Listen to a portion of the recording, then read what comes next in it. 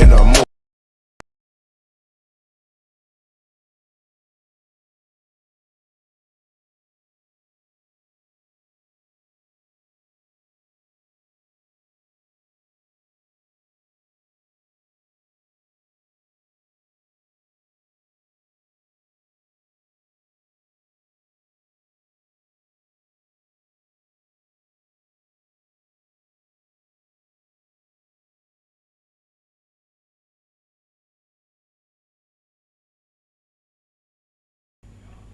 All right, what's going on?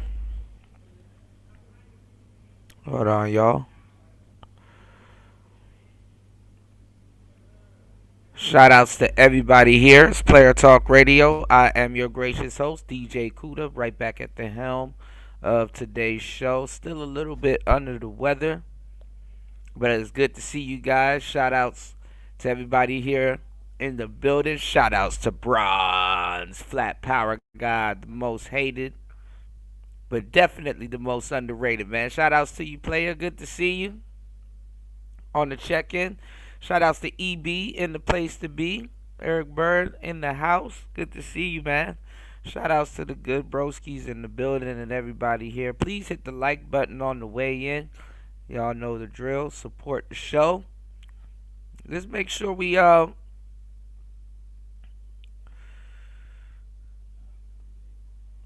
get the likes up on today's show and the support intact on today's show, man. A lot going on still in the world. It's a little bit more the same, a lot of people passing away. I told you guys, for the longest time to, stay inside. My bad. I don't know why it keep taking me off and putting me back on. I was telling you guys, for the longest time, man, stay inside. It's not worth it this summer, I mean, go out, date, do your thing, make sure you a little bit more cautious because remember, you chilling and you staying inside a little bit more and you focused on certain things. So no real woman should be able to really take your attention off what you got going on. I be giving guys the game, as you guys know, so much. It's like if you're not really going out, you know, cause you inside focused on a lot of the things that you got going on. That will show. 100. That will show on you when you actually go out on a little night out. With your lady or a lady. She could read that on you, so she know you congruent with what you telling her. You know.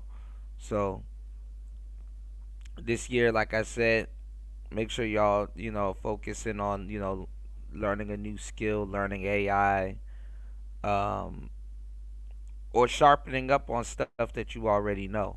You know, um, it's gonna be very vital. These years are gonna be very vital and very pivotal going into the 2030s. We are already, you know, um, we are already, about to be in summertime. You know, which is crazy. Crazy to think about it. It's summertime, damn near already. Um, so you know, like I said, just focus on what y'all got going on. And if you don't have something going on, get something going on so you can focus on what you got going on.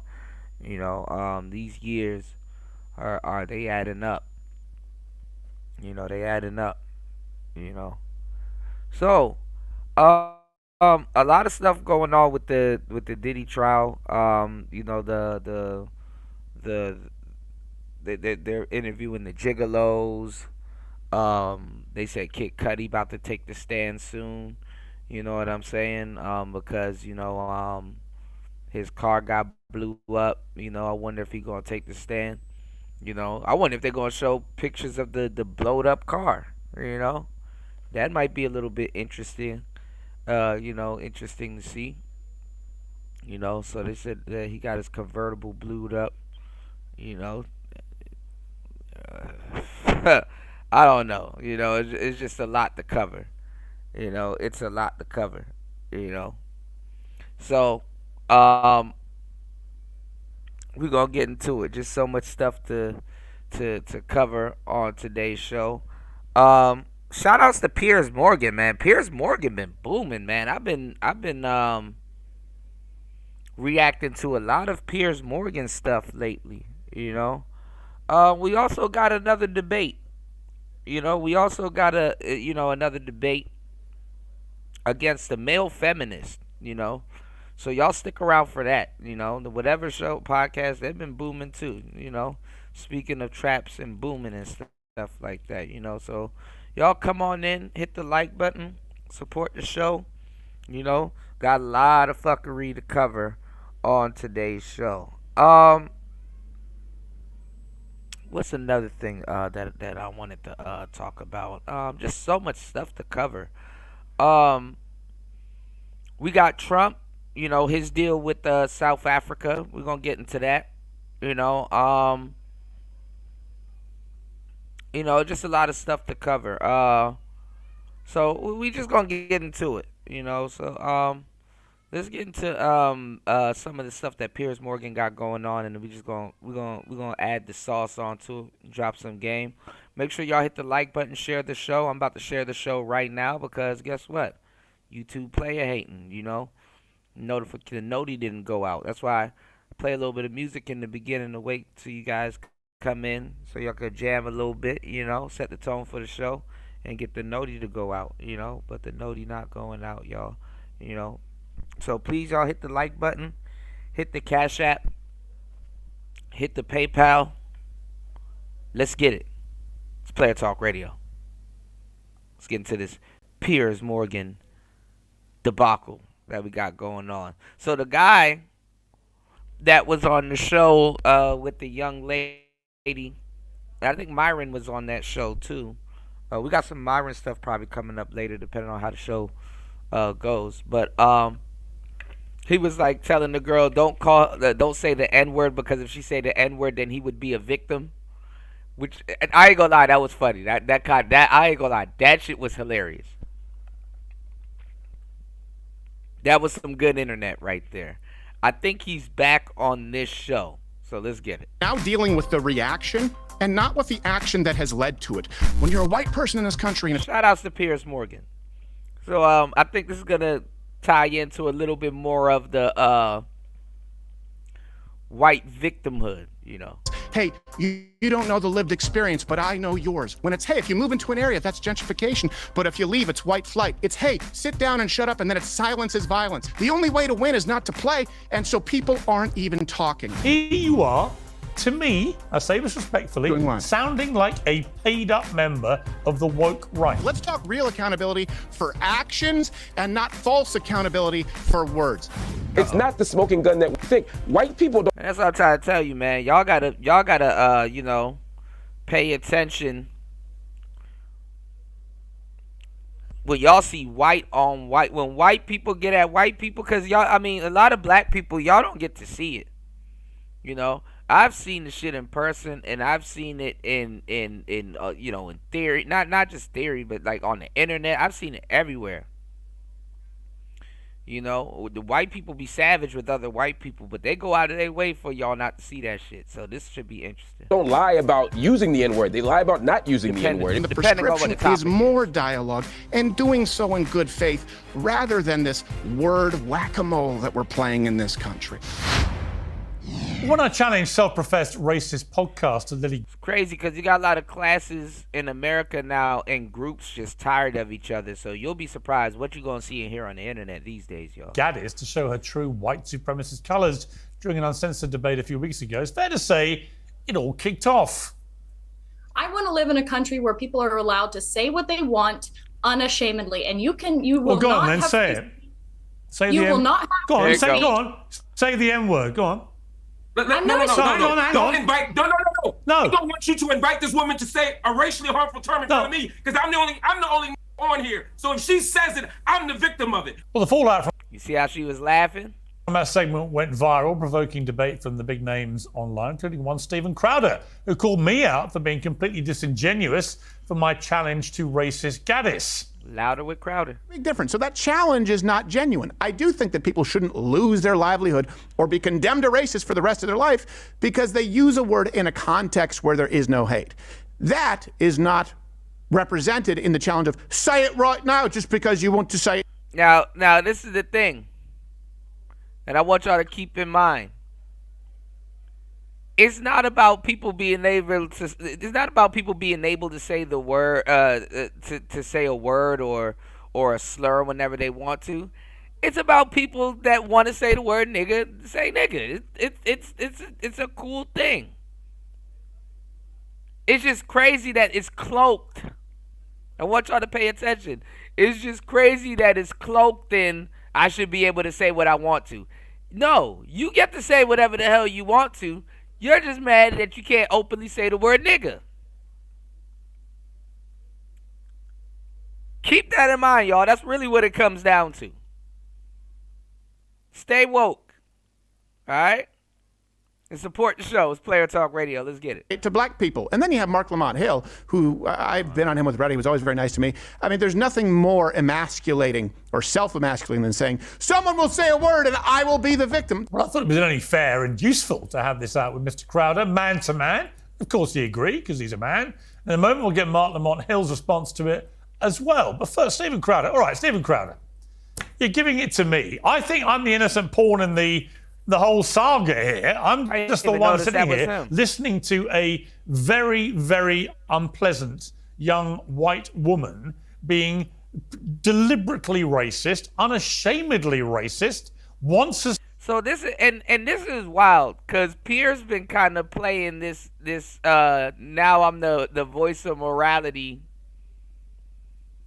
character for the last couple of weeks, y'all. And if y'all been checking out the shows and coming through, hitting the like button like you guys are, and supporting the shows like you guys will, you know, you've been seeing that. I've been calling that out. It's like the guy that's usually, you know, throwing around, you know, not necessarily throwing around the racist slurs, but, you know, making racist innuendos, or that's a quote-unquote, shout out to Tariq Nasheed, suspected white supremacist. He's now facilitating these conversations, but kind of taking the heat off of him. So, hey, it's kind of masterful. To think she's a racist, admits to being racist, and when you talk about context of using the N-word, she is using it in that context. She had no problem with it being used by Shiloh Hendricks. She has no problem with saying it. And my only point in challenging her to say it on air was, well, go on then. If you're going to be that brazen, let's see if you're actually prepared to do it. And it turned out she wasn't. Over to you. Well, first off, thank you for having me, Pierce. All right, now, he knew what he was doing when he said that. Because if you guys been under a rock, what's his name? What's going on, Miss V? Good to see you. Welcome to the show. What's his name? Is his name Lindo? What's the guy's name? I forgot the guy's name. Good to see Miss V in the building. The hardest working woman on YouTube and the hardest working man on YouTube in the same building, y'all. I forgot the guy's name, but it's a famous clip that's on the internet where they were like, you know we can't say it. And the black man looked at the guy and was like, well, say it. You know, if you want to say the word, say the word. And then it was like, it was a funny clip. So basically, he just pulled the same thing on her. You know, if you want to say the word, go ahead and say it. All right? Let's go. I do appreciate it. And I want to be really clear about one thing. At no point in this conversation am I implying, insinuating in any way that you are racist, because I know how much of a powder keg this can be. Two white people, in our case, especially with you, two very white people discussing this topic. Look, the point that I was making And I believe I said low down dirty trick. I don't think I just said disingenuous. And it's not about you with that specific person. It's about say the N-word. Say the N-word. And we've seen this used quite a bit. And the issue that I have here is I don't want to live in a society. Now, I'm not super familiar with this lady, okay? If you say she's a racist, I'll take your word for it. Well, she admitted it. She admitted it. Okay. But we live in a society where right now the racism issue and words are being thrown down as landmines as someone is walking in reverse. And you can look at, for example, I think we're all adults, context and the level of affront, which is what I was addressing there with Dr. Mark Lamont Hill, who's been very much a gentleman with me. And I'll determine the level of authenticity as to that offense. I think we're adults and we can have context. I don't think that there are boogeyman words. I think context matters more. I think that we as a society right now are canceling livelihoods over someone saying a word and permitting reprehensible behavior in the form of. No, you're good, Miss V. As always, it's always good to see you when you get the chance. And same here. You know.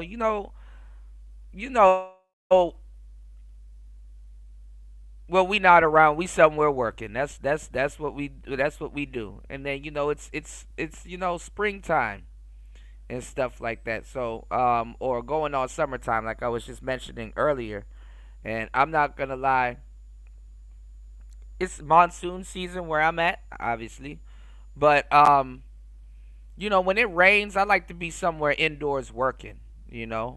Somewhere indoors working.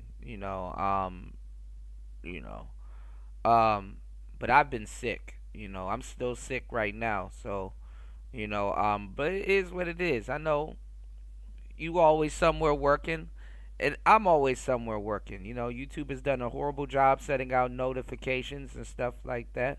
But, I know if I land on your channel, it's gonna be a ton of work there. Same here. We work daily. So I appreciate everybody that hit the like button. I appreciate everybody that supports the shows and stuff like that, because this is not easy. This is not easy. Shout outs to everybody in the building. Make sure also too, guys, if you guys are new here and you are not subscribed to Miss V's channel, you can subscribe to her crime channel, and you can also subscribe to her YouTube channel. If you guys are interested in being YouTubers, again, like I said, this is not easy. Please support the channel. But head over to her page and her show and stuff where she drops a lot of game. Listen, she drops more game than me. So and she's always live, so you guys don't have to doom scroll. She's always live and dropping content. All right, it's player talk.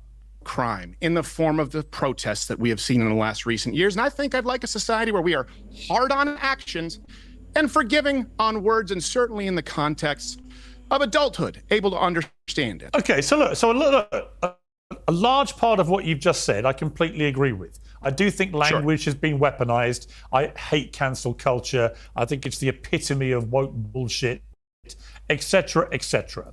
But rather like with free speech itself, when people say that free speech is unlimited, it's actually not unlimited.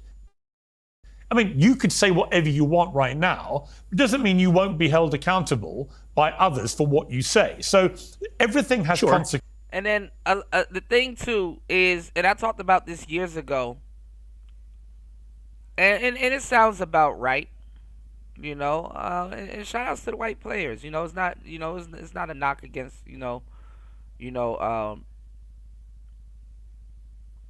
my white players and stuff like that. It's just a societal thing. White people want to be able to say whatever they want and not feel like a piece of shit or get called, or just feel crazy about saying whatever they saying.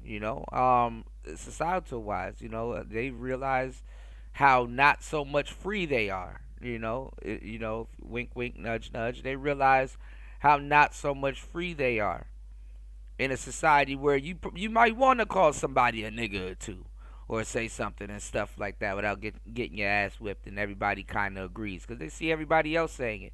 Even the comedians and stuff like that. I see a lot of white comedians talk about it and stuff like that. So, hey, it is what it is.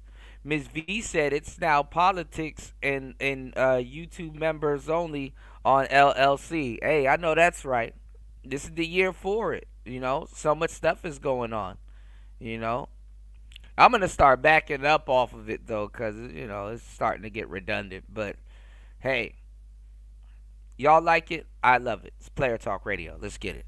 Right? I would never restrict your ability to say what the hell you like. That's fine. But there are limitations. The First Amendment in the United States Constitution is one of the most protective shields to free speech anywhere in the world, and yet it has a number, as you know, of exclusions of things that are not covered by the First Amendment. So I think this this whole kind of when people say, "Well, anything goes," well, it actually doesn't. Anything go. Well, hold on a second. Like what? Well, like what exclusions? Because I think we need to define it. Like what exclusions? Are you going to do the fire in a crowded theater thing? No, I'm going to do. If you look up the First Amendment and look at the exclusions, pedophilia, pornography, things like that are not covered by First Amendment protection rights. That's not speech. That's not speech. That's where you're conflating freedom of speech and freedom of expression, which many Democrats have done in the name of modern art. I'm talking about exclusions to the First Amendment protection.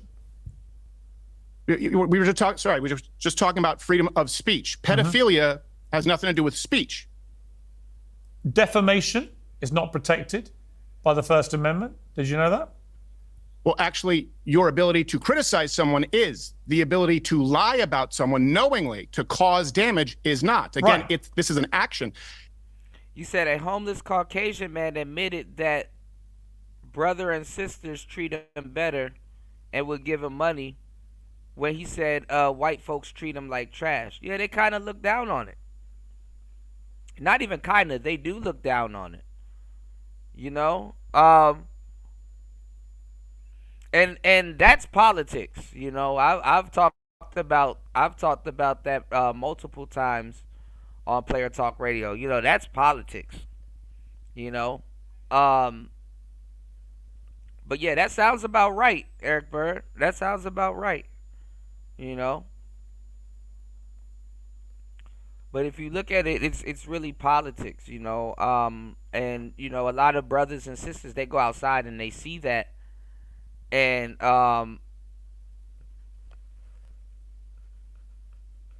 you know, it makes you think. You know, it's like, you know, but it's like you know, America. It makes it seem like it's an even playing ground in America, when it is, but it isn't. You know what I'm saying? Another thing that you see too, I mean, if you guys were, you know, out and about during the pandemic, is that you had a lot of, you know, middle class white people driving Uber. You know, they would, you know, a gig economy stuff. So, you know, it's a lot of different signs and stuff, but you gotta know what to look for and stuff like that. So, you know, you got a lot of brothers when they see, you know, homeless, you know, white people and stuff like that. I mean, you know, it's like, oh man, this is an even playing field. It kind of is, but it kind of isn't. But it is, but it isn't. But it is, but it isn't. You know, you kind of got to know what to look for and just know some things, you know. And that's kind of what I'm here for, guys, you know, to inform you guys on a lot of different things. If you don't believe me, I mean, you can go outside, you know. You know, for the ones that are contrarian to everything, you know. And I try to be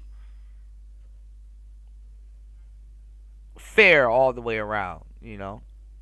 You know, so some of my commentary might come off as crazy when covering certain topics. But, you know, chop it up with me. I got y'all, you know. All right, y'all hit the like button on the way in. Let's open up the panel. Let's get at least 3 contributors. Let's open up the panel. There's a lot of stuff we're going to talk about on today's show that you may want to call in. All right? It's Player Talk Radio. Shout outs to everybody here. You said my friend who is Jewish and other Caucasian friends or people told me white folks do not really like each other. You are absolutely right. Yeah. They have a thing going on with each other, but they still stick together. You know, and stuff. They still stick together. You know, it's just that a lot of black people don't see it because they're not looking out for it, you know, or they don't understand it. And then, you know, when it's actually really put in their face, they kind of surprised by it. It's like, oh, damn, we're not alone. You know, they got their own issues too. It's just that all the black people stuff is getting put on Front Street So a lot of black people don't think it exists. You know, hell, you got white people that don't think it exists until they realize they on the other side of it. You know, and then that's when they come running over to black people sometimes trying to buddy. You know, so that's a part of it too. Um, what was I about to say? Also too, I saw something recently. Something happened in, I think, in D.C. or in the news or something with like a couple of Jewish people and stuff like that. You know, back home. So I'm like, damn. You know, so a lot of people are going through it, and that's why you see some of these talks going on. It's to basically check their temperature. Um, Racism has become a little bit more covert nowadays. You know, because you got certain guys off the air, and you got to go look for them, like Alex Jones and a couple of other people. You know what I'm saying? Because that's why I used to listen to Alex Jones and a lot of people that black people try to stay away from because they say they're racist and stuff like that. Nah, I'll go listen to the racist white man because guess what? When he's upset with America, he gonna spill the beans. He gonna tell it like it is and stuff like that. And a lot of guys that you think are your friend or that are cool, you know, they agree with him. But the thing is that racism doesn't work well when it's overt. It works better when it's covert, you know? Fucking up a lot of people's money when it's overt and stuff like that. So they got to get a lot of the guys that, even if they agree with them, they got to get a lot of them up out of here because in their anger, they will spill the beans and kind of give you a look into the temperature of what's going on, you know, in certain cases, you know, in America. You know, because a lot of times you get a different version when you start listening to your own people or things that they have set aside, you know, for, you know, black people, you know. And also too, with this last election year that just passed, that's why you know, people are asking the question, man, why are a lot of black people still voting Democrat? A lot of times is that's the reason why. You know what I'm saying? The information and stuff that black people are passing around, which is in a lot of cases bullshit. You know? You know. So some people, they're actually awoke, and some people, they like to lay down like they actually went back to sleep. You know? But it's just a lot of stuff going on in the world today. So sometimes you got to see where they're coming from also. You know, they live in a different world. It's not about speech that offends people. And so I think we're largely Yeah, but on the same page. hang on. Oh, that's an interesting point. But hang on, Stephen. Because Yeah. if you lie, you're still exercising your right to free speech. But if you deliberately, willfully lie about somebody and cause them harm and damage that can be established in a court of law, and you are found guilty of defamation, you can't use the First Amendment as protection. We agree on that, right? Of course, I understand that. That's not speech. That's not the point of the speech, right? For example, if I say, and I'm not saying this, let's say Kanye West's recent single, right? That's a problem. It's offensive. See? I think we would both agree that See? it's borderline. See? And that's another thing. Aside from just wanting to use the N-words, they really want the actual freedom, and I said this on the last couple of shows. They actually really want the freedom like somebody like Kanye has. To be able to criticize and openly say certain things about certain people.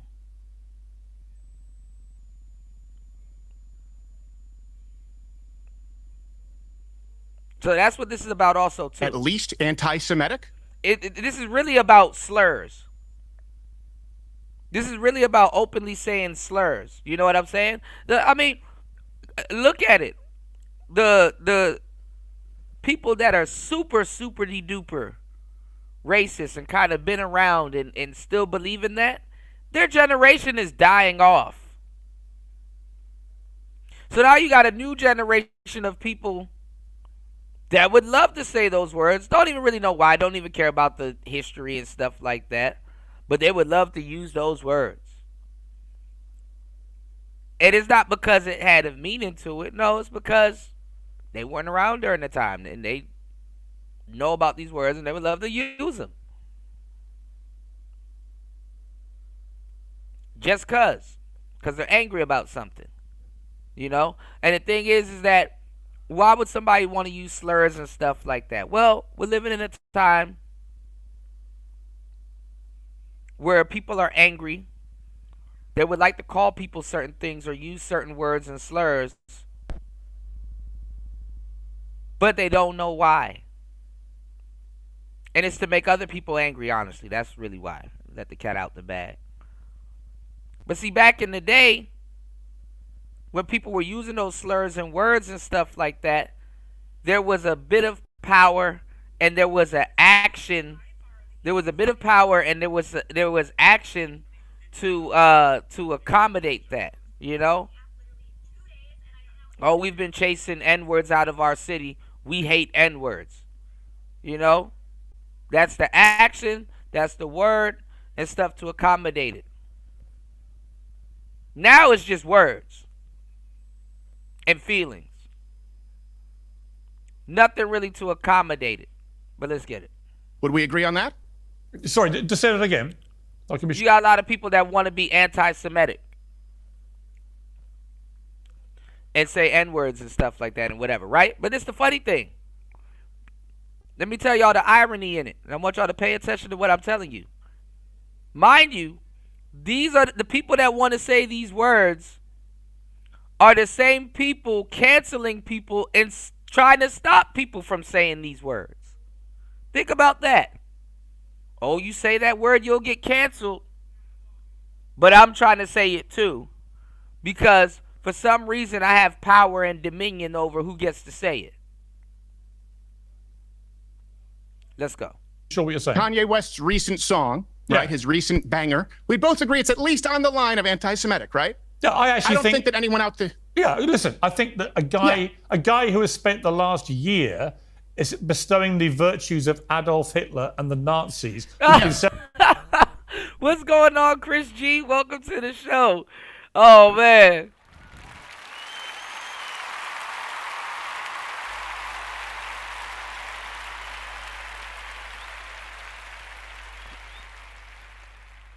Who would have thought that social freedom would get to this point, y'all? Shout outs to UFO Kamikaze, antiseptic, right?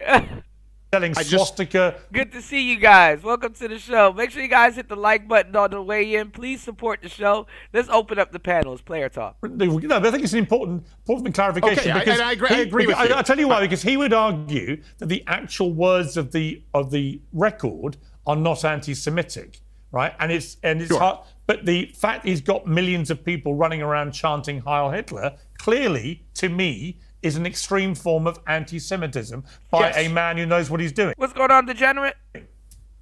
I agree. Y'all, please do me a huge favor. Shout outs to the wrench holders. Make sure you guys please hit the like button. Please share the show in Discord and anywhere you can. And please hit the Cash App. Please hit the PayPal. Support the show, y'all. It's Player Talk.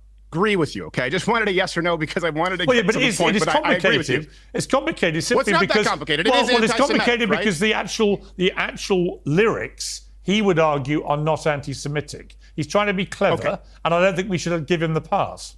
Okay, I agree. I'm trying to create a really, really blatant, obvious analogy here to make a point. So we Yeah. both agree that it's anti-Semitic. I think it's bad.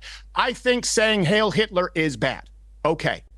That is not, however, a violation in any way. Your First Amendment protects it. Now, saying I would like to, I am calling you Yeah. to enact what Hitler has enacted, that's a call to action. Defamation requires damages. And I want to get to this because this does matter.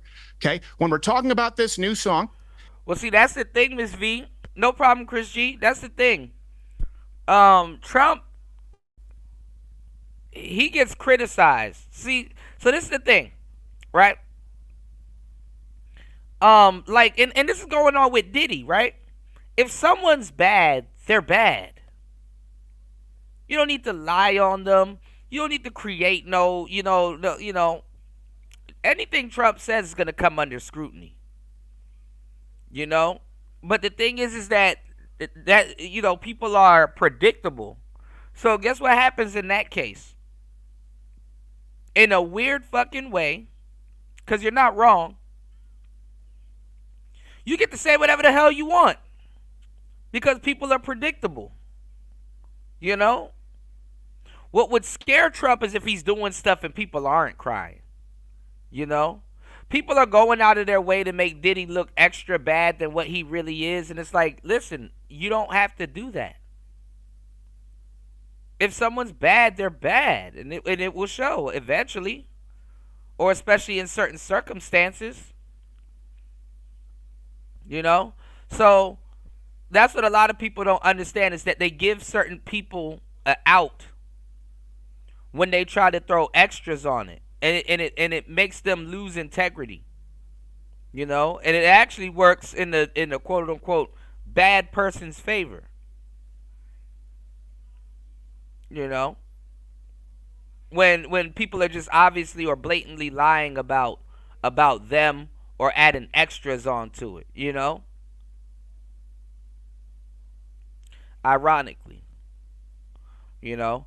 So what they've done is that, you know, yeah, everything Trump's going to say is going to come under scrutiny, but in a weird way, you gave him the freedom to say or damn near do whatever the hell he wants to do because he already know what's coming after that. And then the funny thing is that, let me tell y'all what y'all got to understand too when y'all putting people under scrutiny. Stamina. Yeah. Nobody really thinks about that. Stamina. How long can you keep this up? And then not even. Pause. How strong can you keep this up? Because you can keep something up, but it's not as strong. You know, you lose a little bit of, you know, density while doing it, you know? So it's interesting. And as a comedian and as a linguist, I'm going to say the word here so that everybody knows, and that's what you're going to clip. We're looking at words that are offensive, a song that is offensive, but one is a boogeyman word. We have one noun, a verb, and a noun. Okay, we have a noun by itself, contextually. That's bad. Shouldn't say it, but it's not imbued with any power outside of historical context. The last noun, Hitler, is imbued with the power of the verb that precedes it. Hail, to praise, to venerate. That'll get clipped, even though I'm condemning the song as anti-Semitic, and not one person here who would be But see, that song is to target mainly white people and white youth. You don't see black people singing that song. And it's a catchy song. I heard it one time, and I'm like, damn. That shit it's infectious.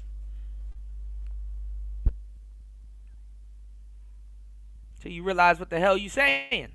the victim of a more severe call to action is going to say it's anti-Semitic. I think we're in a silly point in this country when we're polling this clip to condemn the anti-Semitism here at the studio, and people going, hey, can I get a second cut of that N-word, Hail Hitler? That's the point.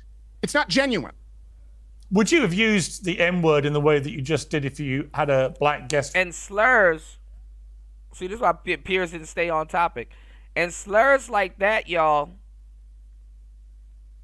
it's not even going to be looked at as bad in the future. It's just going to be content. With you. Like Dr. Hill? Sure. You would? Sure. And here's the challenge again.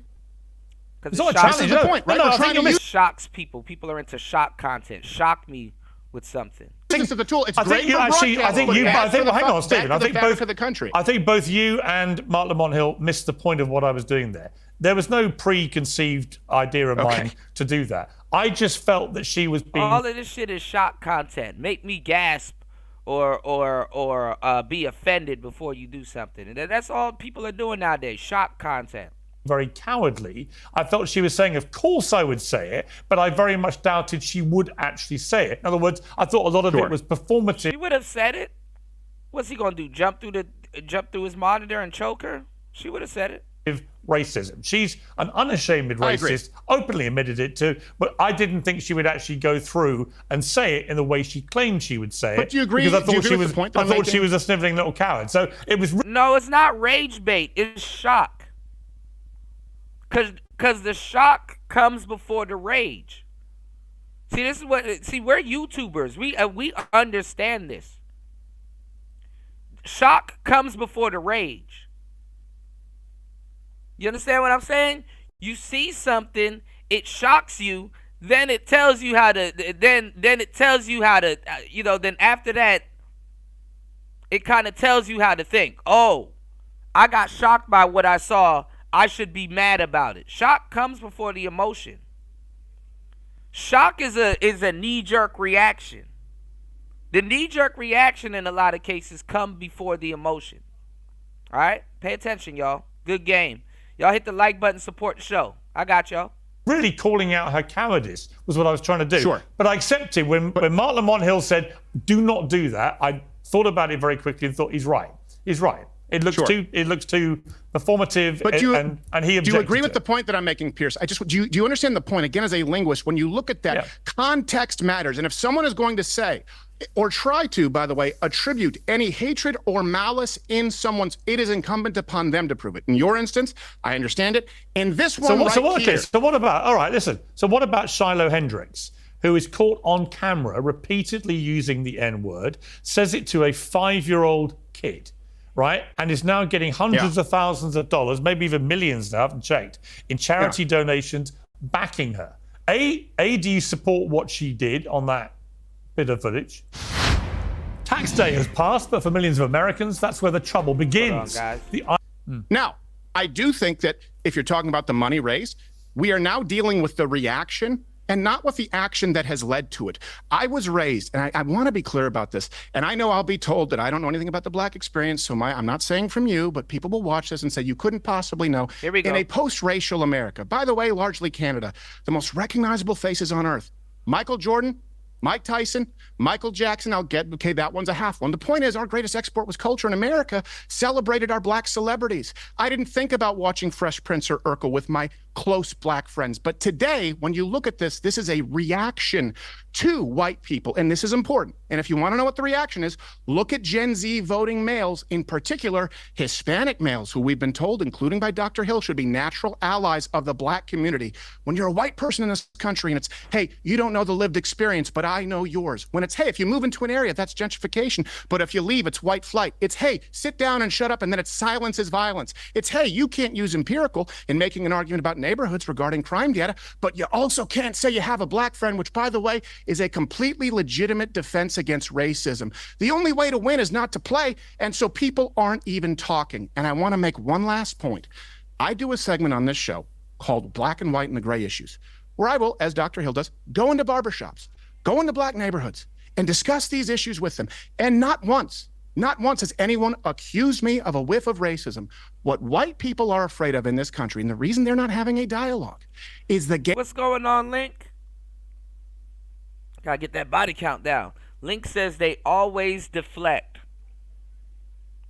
Eric Bird said, see, there's the problem. He only discussed he discussed only Black celebrities.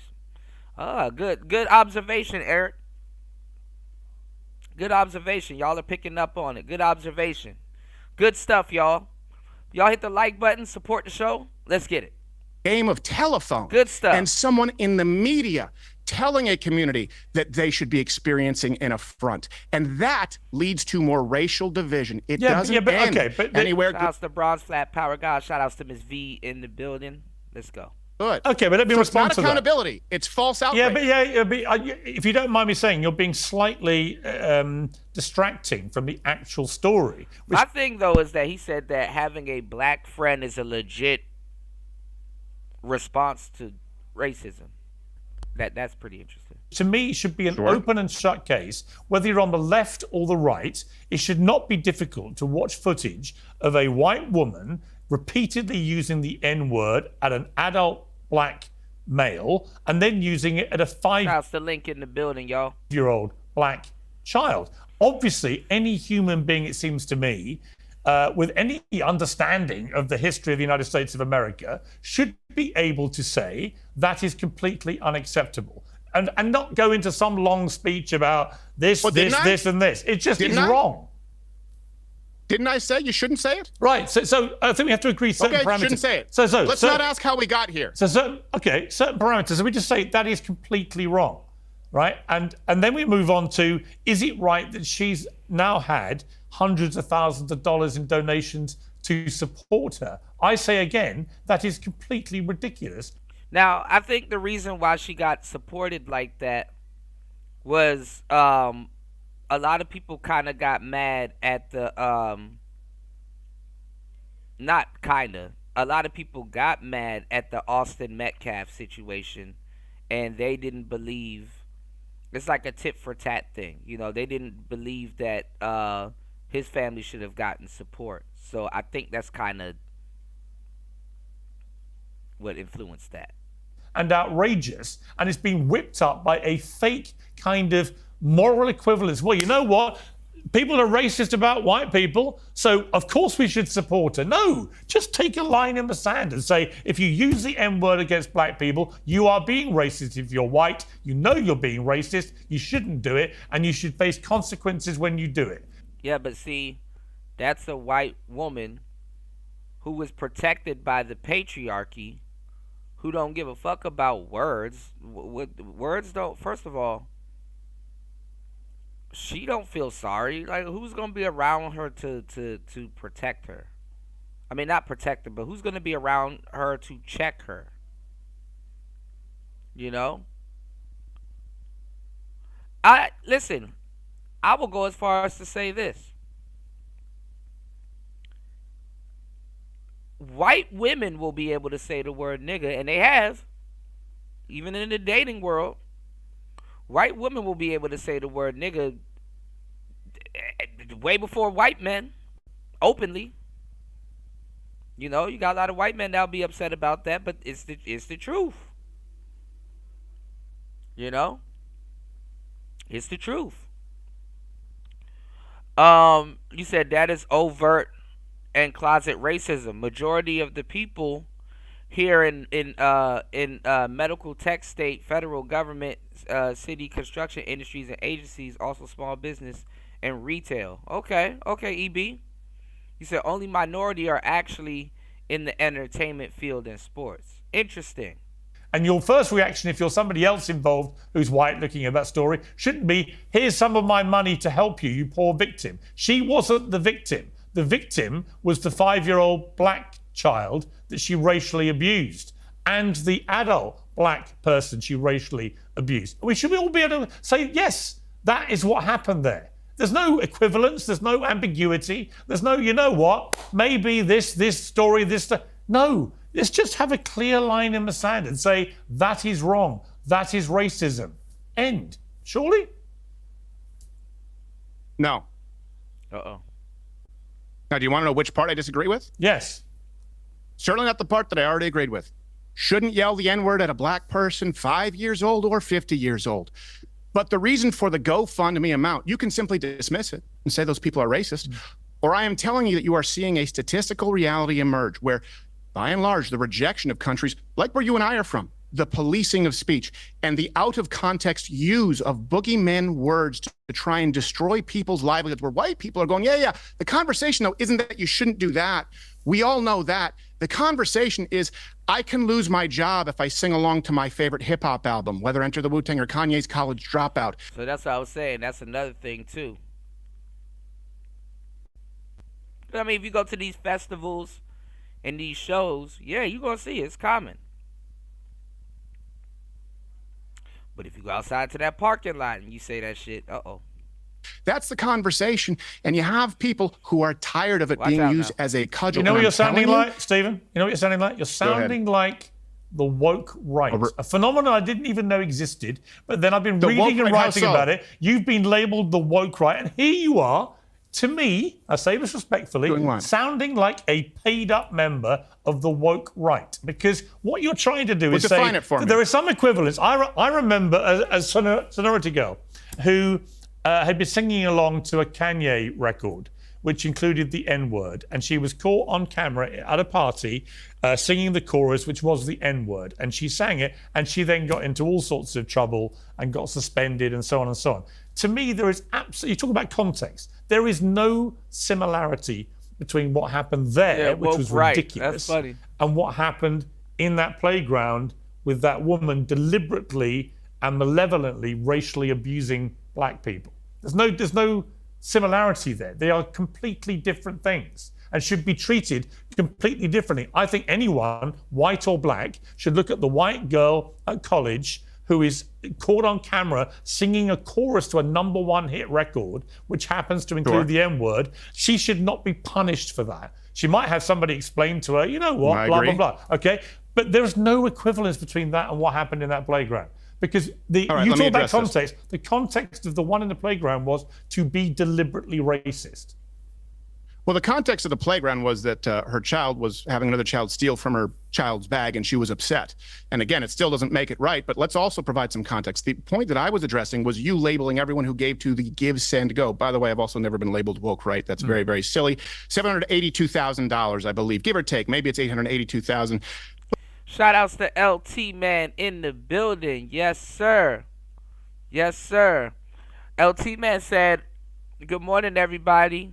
You said, I prayed the Lord light shines upon everyone. I appreciate that. Thank you, LT Man. LT Man in the place to be. Let's go.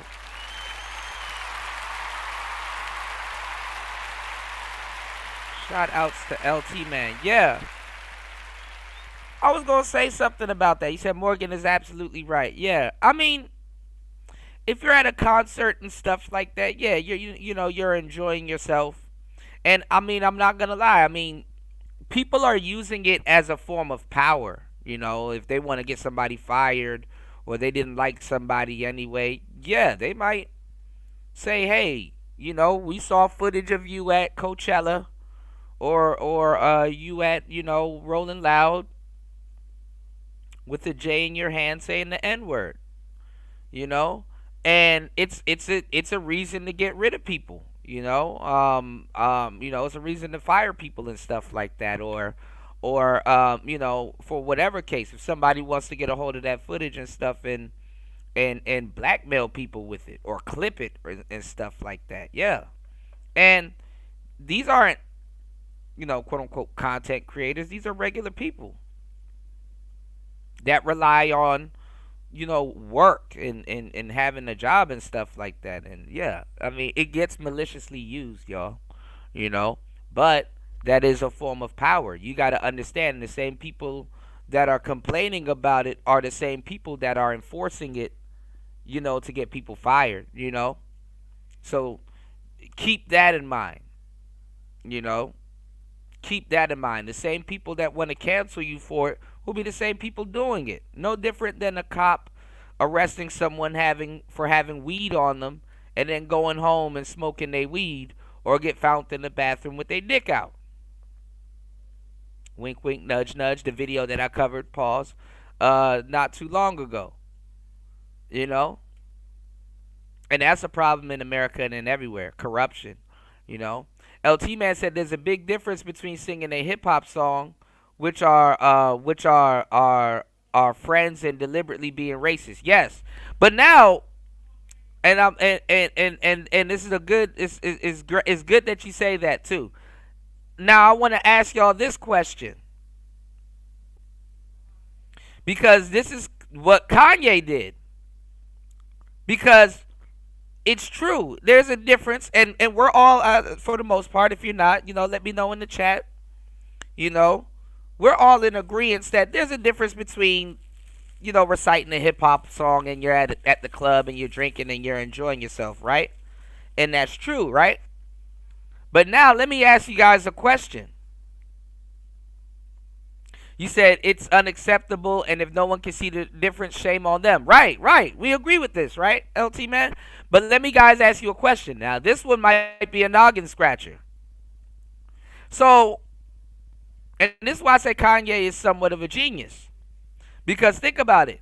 If it's okay to do it while you're at a club, or you're at a party, or you're somewhere enjoying yourself,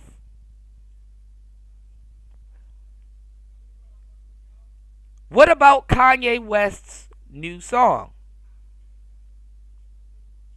Is it different, and does that rule still apply? You know, that will make you be like, you know, because, and I know what would be the difference, because one would be that, okay, this is a chant, This is obviously a chant. And the other one will be that this is a word or a slur. But then again, when you're saying stuff in a song, it's a chant. And it's a word. And then it can be used in a slur. But at the same time, what can we say about Kanye's new song? Are does that still apply? And then at the same time, guess what? The irony in it is a whole new group of people are gonna have to get used to that, or not even get used to that. There's people that have been under scrutiny that don't want to get used to that, that wouldn't get used to that, and probably shouldn't, but crazy request, for them to look at it the same way. You said that should not be the basis to fly or to fire someone, or to fly or someone if they're singing a hip hop song with their friends. Right. I agree. But it's like, if we take that logic, which makes sense, by the way, and we apply it to Kanye's song,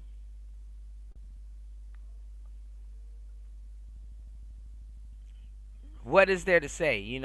It's like how do you navigate that? But hold on a second. You say that every single person who is giving to that is the equivalent of the person yelling the N-word at a 5-year-old. No, I didn't say Would that. we say the same thing? No, I didn't say that. Hold on. No, I didn't say that. That's the interruption I buzzer. said Hold they're on, let me wrong finish to my do point. it. I'll be done in 20 seconds. 20 seconds. Would we also say then that the people giving to Carmelo Anthony, support the wanton stabbing of white kids who die in their twin brother's arms? See? And I told you guys this was about that case. See, everything's falling in line. Pay attention. What I'm saying is there is a reaction to people being told to sit down and shut up and silence is violence, and words being used to end their livelihoods. And that is the conversation that is taking place in this country. And most people are refusing to have it. Of course, you shouldn't yell the N-word at a 5-year-old. You got it. But there's no segment if that's where we end it. Let's discuss why you have tens of thousands of people giving money for something they never would have donated to a mere 10, 15 years ago. Don't we think it would have been better before we got to the point of the Holocaust for someone to say, hey, wait a second. How did we end up here believing that only Jews carry these communicable diseases? How did we end up here, all of us accepting these negative stereotypes? Hey, wait, how did we end up here othering these groups of people? I think the how you've gotten there matters, and I think the prescription for it is important, and that's what I'm trying to focus on. The prescription is more dialogue and doing so in good faith rather than this word whack-a-mole that we're playing in this country. Dry skin, deeper wrinkles, and crepiness are... That's an interesting term to call it. Word whack-a-mole. Good term. Just a few of the visible signs of aging, or so I'm told. Fortunately, today's show is sponsored by OneSkin. Their topical supplements are designed... All right, now listen. I need you guys to do me a huge favor. Aside from supporting the show, I need you guys to do me a huge favor and head over to hempforfitness.com. That is hempforfitness.com. Make sure you guys use coupon code T-Tube10 to get 10% off your order. And mention Kuda and get 2 free gifts with your order. You cannot beat that. Head over to hempforfitness.com. Let's get it. It's Player Talk Radio. Shout outs to our sponsors at hempforfitness.com. Are you looking for the ultimate fitness boost? Hempforfitness.com has you covered, delivering premium THC, CBD, and hemp products straight to your door. No mailbox is safe because they deliver anywhere in the U.S.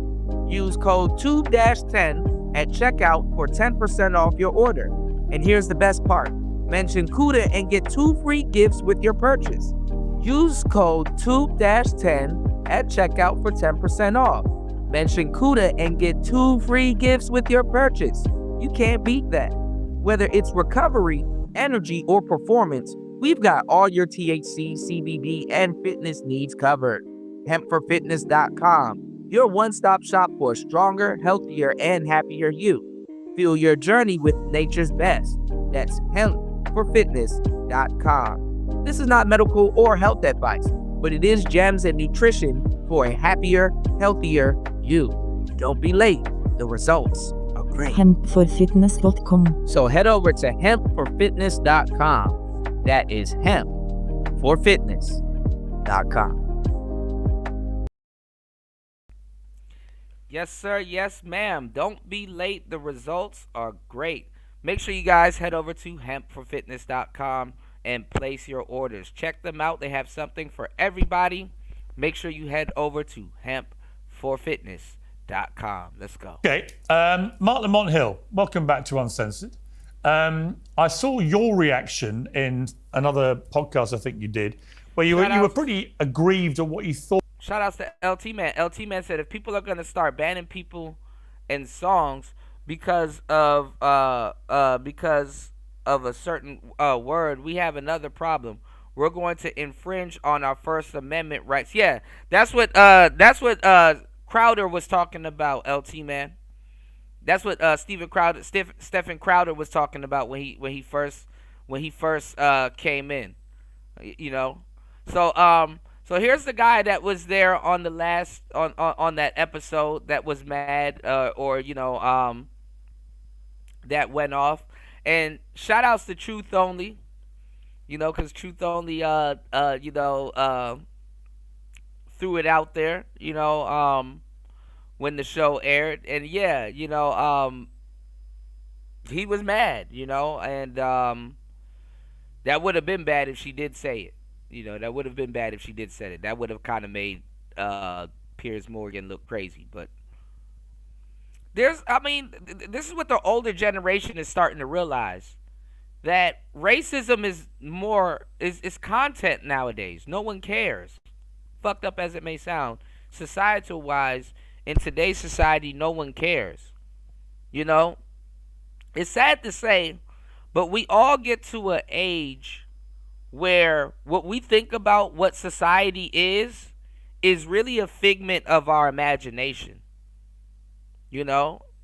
And we believe, because society is forever changing, we believe that, you know, now certain things, if you do your history and you know certain things, yes, it's bad. It shouldn't be, you know, shouldn't be what it is today. But even the stigma and stuff that we know about certain things and stuff that it carries, man, you'd be surprised how a lot of people ain't as educated as you are. You'll be surprised how a lot of people don't read. You'll be surprised how a lot of people look at certain things. Shit has turned into content nowadays. And the fact that you're mad and reacting, which you have every right to be, you know, there's nothing wrong about that. But what I'm telling you is that when it translates to the internet and stuff like that, and in your real life and stuff, because the internet has taken over people's social life,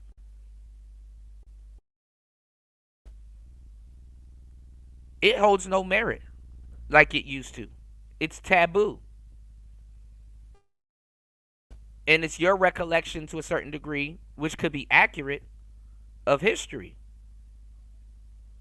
You know, I was watching a couple of people. There's this thing going around, this picture of this kid, at this grave site, you know, paying homage to, a Confederate soldier from the South, and there's a Confederate flag on the tombstone. And if you go to the comment section, the shit is just a joke. And it's a lot of stuff to laugh at. People are just, you know, all of this shit turns into a joke. Things that shouldn't be laughed at gets turned into content nowadays. And it gets to a point where you're going to, you know, at first it's going to make you angry and mad, and then you're going to start seeing it so much to the point where, yeah, you're legit mad at something, but when you try to talk about it or bring it up in today's society, if you don't really have a direct connection of it, you're gonna eventually ask yourself the question, why am I mad?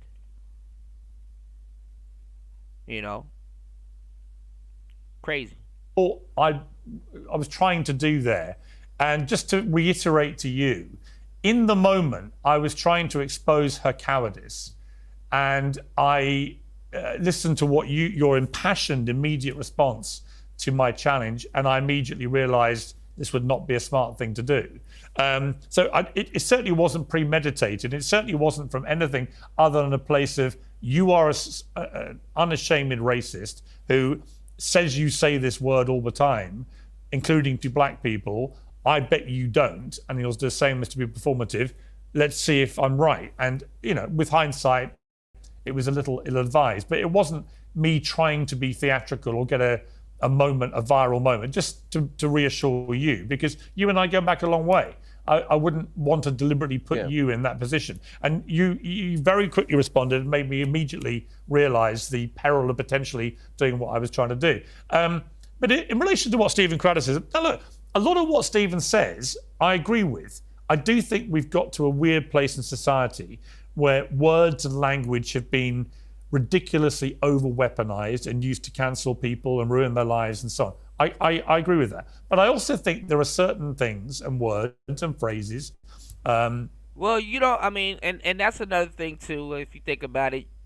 A lot of people don't want black people to have that type of power. I mean, if you see that power getting wielded around, some black person gonna wake up and be like, hey,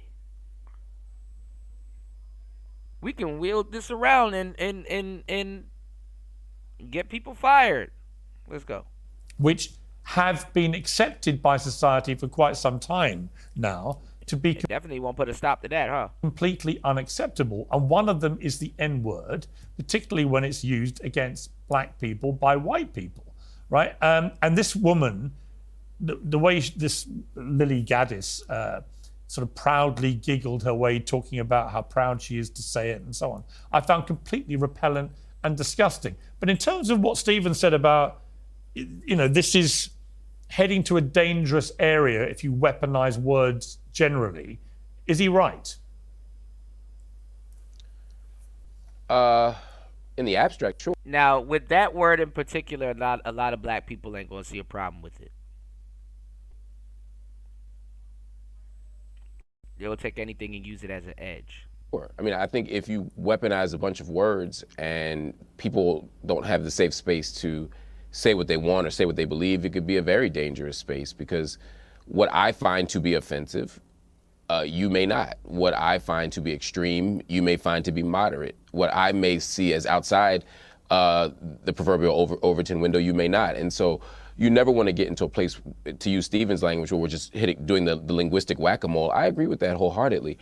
But I don't think that's what's at issue here. I think there are a few things. You all said a bunch of interesting things that I want to get at.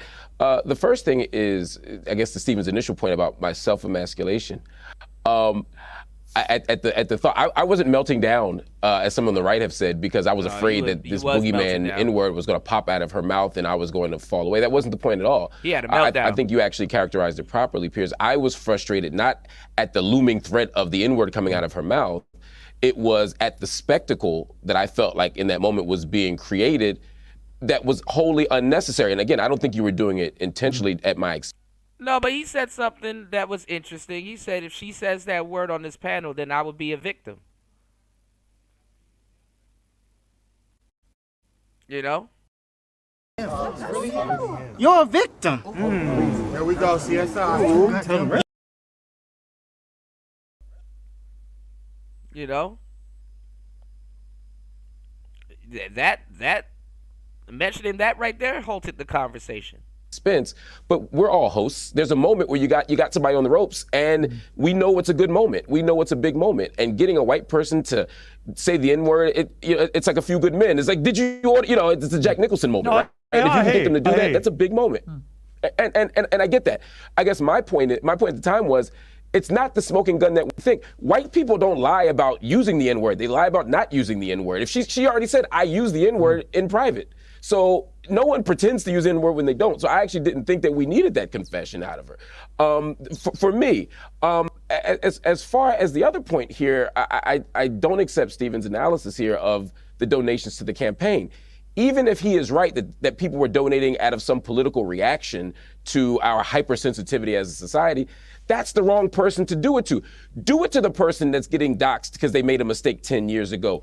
Do it to the person who rapped the N-word, on Gold Digger, and suddenly it has lost their ability to go to college. There's all kinds of people who we might say, even if we don't agree fully on the context, who we could say, hey, is a better example of the cause.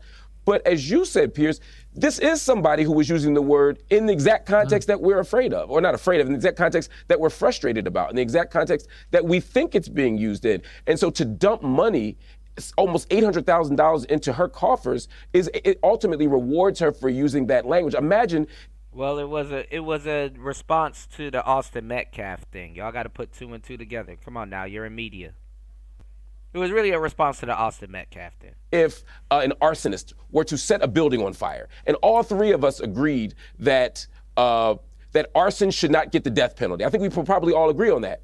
But if we were to then take $1 million and dump it in their GoFundMe to fund the arsonist's legal defense, and now they get off, is that the right way to do it? Is that the right call? There might be other ways to do it than to fund the person who's done Mr. Crowder has very politely raised his right hand to speak, which I think is a rare example of good manners on this program. So, Stephen, your response. Well, it's the Canadian in me, and actually, Dr. Hill and I have go a while back on Fox News, and like I said, he's always been a gentleman, and I do accept his. I saw him on a podcast later explaining that he didn't know who the guest was going to be. This is after the fact, and I have a much greater understanding now. I also get it.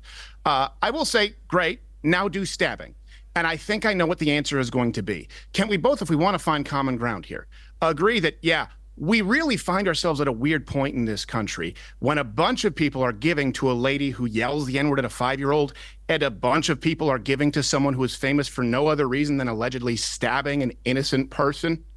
I know that we'll say it's because innocent until proven guilty, but this is the information that we have on both of these scenarios at this point in time. And what I'm discussing is the prescription moving forward. And one final thing, He said, no word can victimize me. Niggas soft as fuck. thing. Here's the point that I was making that you didn't. What's going on, Ray? Shout outs to Ray Hama in the building. Good to see you, man. And showing that clip too was saying that it's racist for someone to say they would prefer to live in a predominantly white neighborhood, or they would prefer to live in their neighborhood which is not black, I believe is what they said. And I don't believe it was necessarily her. I believe there was a man on the panel who said that, but you do.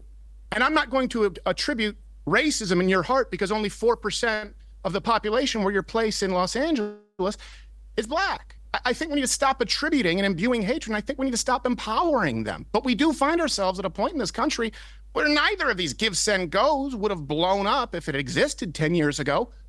Why? How did we get here? Well, Mark, I'll get you to respond. I have to say, in a way, completely different scenario, but how we got here, I think the same blame can be attached to how we got here to what is going on with the reaction to Joe Biden's health news. I made a point last night on X when that story broke. I was staggered by the instantaneous mockery, abuse, glee. But see, that's the thing. Something that would have made, look, it goes back to what I've been telling you guys. Something that would have made headline news, like that would have been in the paper. Everybody would have been, it's how news is spread nowadays. Let me tell y'all something. And let me give y'all some game. Y'all hit the like button and please support the show. Let me give y'all some news you can use. Okay? Let me tell y'all how we got here. And I've told y'all this before, but I'm going to say this again. And this is to enlighten your mind, give you guys some mental chewing gum, and teach. Do you know what's a form of news and nobody realizes it? Do you know what's a big form of news? Memes. Memes have replaced the newspaper. Memes. MEME-S. Memes. And the funny part is that when memes, and memes have created a lot of stuff. I've showed you guys how memes have created music genres and all kinds of stuff. Memes have become a source of news. But the thing about memes is that they really, to a certain degree, started with the part of a newspaper that most people would read. A lot of people don't read the newspaper for the news, even though it's a newspaper. You know what a lot of people used to do, and me as a kid, I used to do the same thing too. I would get the newspaper and I would read the comic section. You know, the comic section of the newspaper. I'd skip past all the serious stuff. Didn't really, I would acknowledge the cover, but I would skip past all of that stuff and go straight to the comic section. And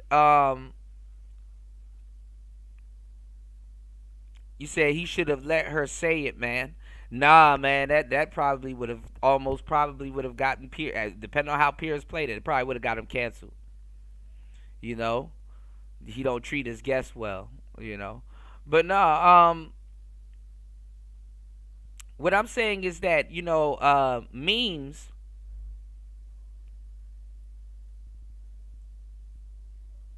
they're a source of news. But sadly, people look at them as a source of entertainment because, honestly, they are very entertaining. But, thing is, y'all, you say he's too worried about how he would be himself would be perceived. Well, he didn't really think about it until Mark Lamont Hill brought it up that he would have been the victim. You somewhat want to take care of your guests, But especially in his sector, he's supposed to be a little bit more professional, But memes are meant to be, funny. A lot of people, they're meant to be laughed at.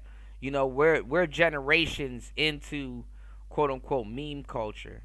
So when we look at stuff and we wonder why people don't take it seriously, some of it can be attributed back to meme culture. Joe Biden, a president having cancer and stuff like that, that is a very serious thing. That is a very serious thing. And I'm not saying that people never joked about it back in the day. Of course people would joke about certain things back in the day, but guess what? That would be like locker room talk. That would be like co-worker gossip, stuff that you hear in the break room. That'll be kind of between you and your friends and stuff like that. Shout outs to the cynical one in the building. Good to see you. Good morning. That would, it would be relegated to certain places and areas. But to get shocking news and then right after that, look at the comment section. Yeah. It's super sickening. The ecstasy desire for him to die that poured out in response to my tweet revealing this news about him having aggressive advanced stage 4 prostate cancer metastasizing to his bones, which is clearly an incredibly serious situation for a man of his age. And I just made the point, the guy's served his country for 50 years, whatever you think of it, this is the moment just to wish him well, isn't it? The answer was no, and has carried on being no for the next 24 hours in the most stunningly abusive, horrific, ghastly manner, totally inhumane to me. And I think the common themes... But that's the whole point, is to be inhumane. It's to be inhumane. That's the whole point of it. People are fucked up in today's society. Or when it comes to them trying to express themselves. Because, people take their online persona more seriously than their real life persona.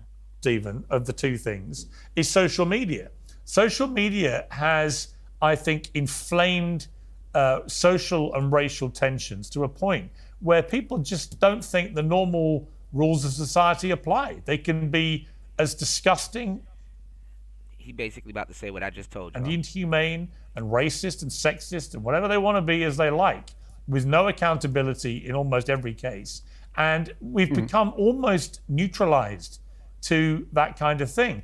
And part of the problem is that when people like you and me, and Mark, I'm sure, launch staunch defenses of the right to free speech, the wrong ears take it as the right to be openly racist and all these other things with no accountability. They misunderstand what free speech actually entails. It doesn't mean you're never going to be held accountable for what you say. When Shiloh Hendricks said that she said the N-word, whatever, this was her right to free speech. Yeah, but everybody else has a right to hold you accountable for it. And it's the second part of that equation, which is, I think, important. So, Stephen, your response to my thesis. Yeah. Yes, I disagree. I think social media is a part of it, but I also don't think that we're dealing with an accountability culture as far as the country. I think we're dealing with a false accountability culture as far as the media and those in the establishment. You have myself, for example, who was demonetized. That's interesting. You said spaces like the manosphere talking shit about people and judging everyone. It's not just the manosphere. It's way more than the manosphere. All spaces do it. We're listening to a panel of people talking shit about people right now. All spaces do it. What's going on, D Chicago? Throttled on YouTube for simply using the term lesbian queer, someone who referred to themselves as a lesbian queer. It was a quote. Then moved over to Rumble, and after the Exodus, Diageo in charge And I'm not saying that makes it right, but all spaces do it. of 80% of the world's advertising, told Rumble that it wasn't enough to demonetize myself, but that they wouldn't spend $1 of advertising on the entire platform, an alternative platform to YouTube, unless I was removed. You've had entire governments try and remove platforms for freedom of speech. This is not the accountability that people in the streets are calling for. What is being called for example, from people in the media, is a lie. They would rather hear a lie than the truth. And so you have people checking out. For example, someone's afraid to say, could be my black neighbors, but it's anecdotal. I'm not supposed to say the black friend thing. Move to the same neighborhood I have because it's safer and there's a stronger sense of community. But if you want me to lie to you and say, I picked that neighborhood and it just so happens to be more mixed or more white, but my neighbor's a former Dallas Cowboy, you can demand a lie, but the media is demanding the lie, not the American people. I am in no way concerned going down to a black neighborhood because I do it to the tune of hours, hundreds of hours of footage and hundreds of millions of views discussing these issues. The challenge I run into is when someone else, a third party, wants to play a game of telephone and tell them that it's racist. You can go and watch. I had not one, not two, but 10 people in this installment say, yeah, I think all lives matter. I think anyone who says that's white supremacy is out of their mind. They don't speak for us, the black community. I'd never know that unless I had that conversation with them. Very few people are doing it. You're demanding a lie of people. Okay, Mark, your response. Lots of things. Again, first, I think Stephen is, and I don't assign to you any ill intent, but you're comparing apples and oranges here when we talk about the Carmelo Anthony and the racist woman, I can't think of her name, video. Lily Gaddis. I think, as you pointed out, Shiloh all day. Hendricks, no, not Lily Gaddis, but you're talking about Shiloh Hendricks. Yeah. Shiloh Hendricks, yes. When you talk about context, I think we have to look at context in the context even of these GoFundMes, right? The people who are funding Carmelo Anthony, you can tell this from the comments, this isn't my guess, they're not saying good job. They're saying, we don't believe that you're guilty. We don't believe that you've gotten a fair legal process. And so we're sending money to make sure that you get a proper legal defense because we don't believe that you are guilty of this crime. That is what they're saying. Now, you and I may look at the evidence and come to the same conclusion or a different conclusion, but they're not attempting to reward the behavior. They're attempting to challenge a system that they feel like is misrepresenting the behavior. In the case of the N-word, He said that's why niggas looked goofy taking a knee in protest in the NFL. These fake activists low-key worships whites. Yeah. And then when people forget about it and it goes on and they got to still live with the consequences of it, they end up taking the check. Because in the end, Kaepernick end up taking the check. And this woman, right, Charlotte, what's happening is quite different. They're not saying, hey, we feel like she's taken such a loss from her free exercise of free speech that we want to reimburse her for that. That would be a different argument. I still wouldn't want to do it, but that would at least be logically and morally consistent. When you look in the comments and when you talk to people, all these black families, they end up getting the check. If Al Sharpton and well, it used to be, if now it's Black Lives Matter or some other fake activist group, but if they knock on your door or something like that, man, your family know a check coming. It ain't even about no damn justice or freedom and all that other stuff. It's a check. You know? And I mean, it's fucked up, but you gotta think about it. While you were alive, if you were to make it and get rich and stuff like that, either way, you still would have been a check. You know? It's fucked up. But either way, your family would have still cashed you in as a check. People who are funding that campaign, they are literally shouting the N-word. They are literally echoing the racial epithet. And that is different. That's why I say if this is really going to be Makes no difference if you alive or gone. a First Amendment cause, again, and not the lie that you're talking about, then let's invest in actual First Amendment causes and not this. And to your second point, I agree, and then I got you wholeheartedly. I mean, there's absolutely nothing wrong with making decisions about where you want to live. But there's a huge difference between saying, I want to live in a statistically safe neighborhood, or I want to live in a historically safe neighborhood, and I don't want to live around black people under any circumstances. And again, the latter is what came out in our conversation on the show the last time. And we're melding those two things as if they are the same, and then acting as if there's just no room for a white person, or a black person for that matter, to exercise any radical honesty about where they want to live. I ain't met a person yet that doesn't want to live in a safe neighborhood. I want to live in a safe neighborhood. I also want to live around black people. People can make their own choices, but let's not pretend they're the same thing. Okay, we've got to end it there. Yeah. I would say, in answer to your question, Stephen, I would say in both the GoFundMe cases, I think it's wrong. I think the stabbing is worse than a word. I think the intentions on both sides are actually malevolent and wrong. They're not doing it out of any great sense of social justice or anything. They're doing it because they're taking a side based on skin color in both those stories, I think. So I think... murder is worse than yelling. Yeah, listen. I think. Allegedly stabbing someone to death is worse than getting legally railroaded is a worse outcome than getting held accountable for using the N-word. It's all about the framing. No, but Stephen's point is that one is worse than the other. I don't think we can end this on this, Pierce. I can take 30 seconds here. If we're talking about accountability, but we're pretending. But are you against catch and release? That framing suggests that the money is going for the behavior. Are you against the discount under $1,000 or less, where a shopkeeper has to close down because of the name of systemic restorative justice? Are you against cash and release? Are you against cash bail? Are you against the idea that people can shoplift and not be held accountable for their actions? Let's talk real accountability for actions and not false accountability for words. I believe that stabbing someone is worse than saying a word. Both are bad. Me, Mr. Traditional. You know what? Okay. Let me respond to that. Let me respond to that. Quickly. Because again, that is a disingenuous framing. No one is arguing that stabbing someone is better than using the word. My point is our response as a community to the stabbing is not to say, great job. Our response is, this was awful, but let's find out what really happened. No one is saying on the other side of this issue that N-word thing is awful, but let's hold this woman accountable, but let's not go too far. Well, this is the thing. I've seen more white people say something about that white woman calling that kid the N-word than black people. I haven't even heard any black people talk about it. Niggas didn't even pick it up. I didn't even know it happened. You know? What's going on, 1000 Sons? Welcome to the show. Shout outs to 1000 Sons in the building.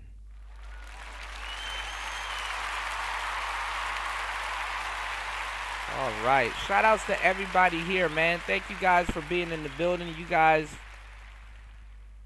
are truly amazing. As always, coming through. Thank you everybody for being here. I need you guys to please hit the like button and support the show. 1 hour and 38 minutes into the madness is Player Talk Radio. Thank you guys for hitting the like button. If you are enjoying the show, please hit the like button and support the show. Let's keep the show going. It's Player Talk Radio. Please hit the Cash App. Support the show. Let's go.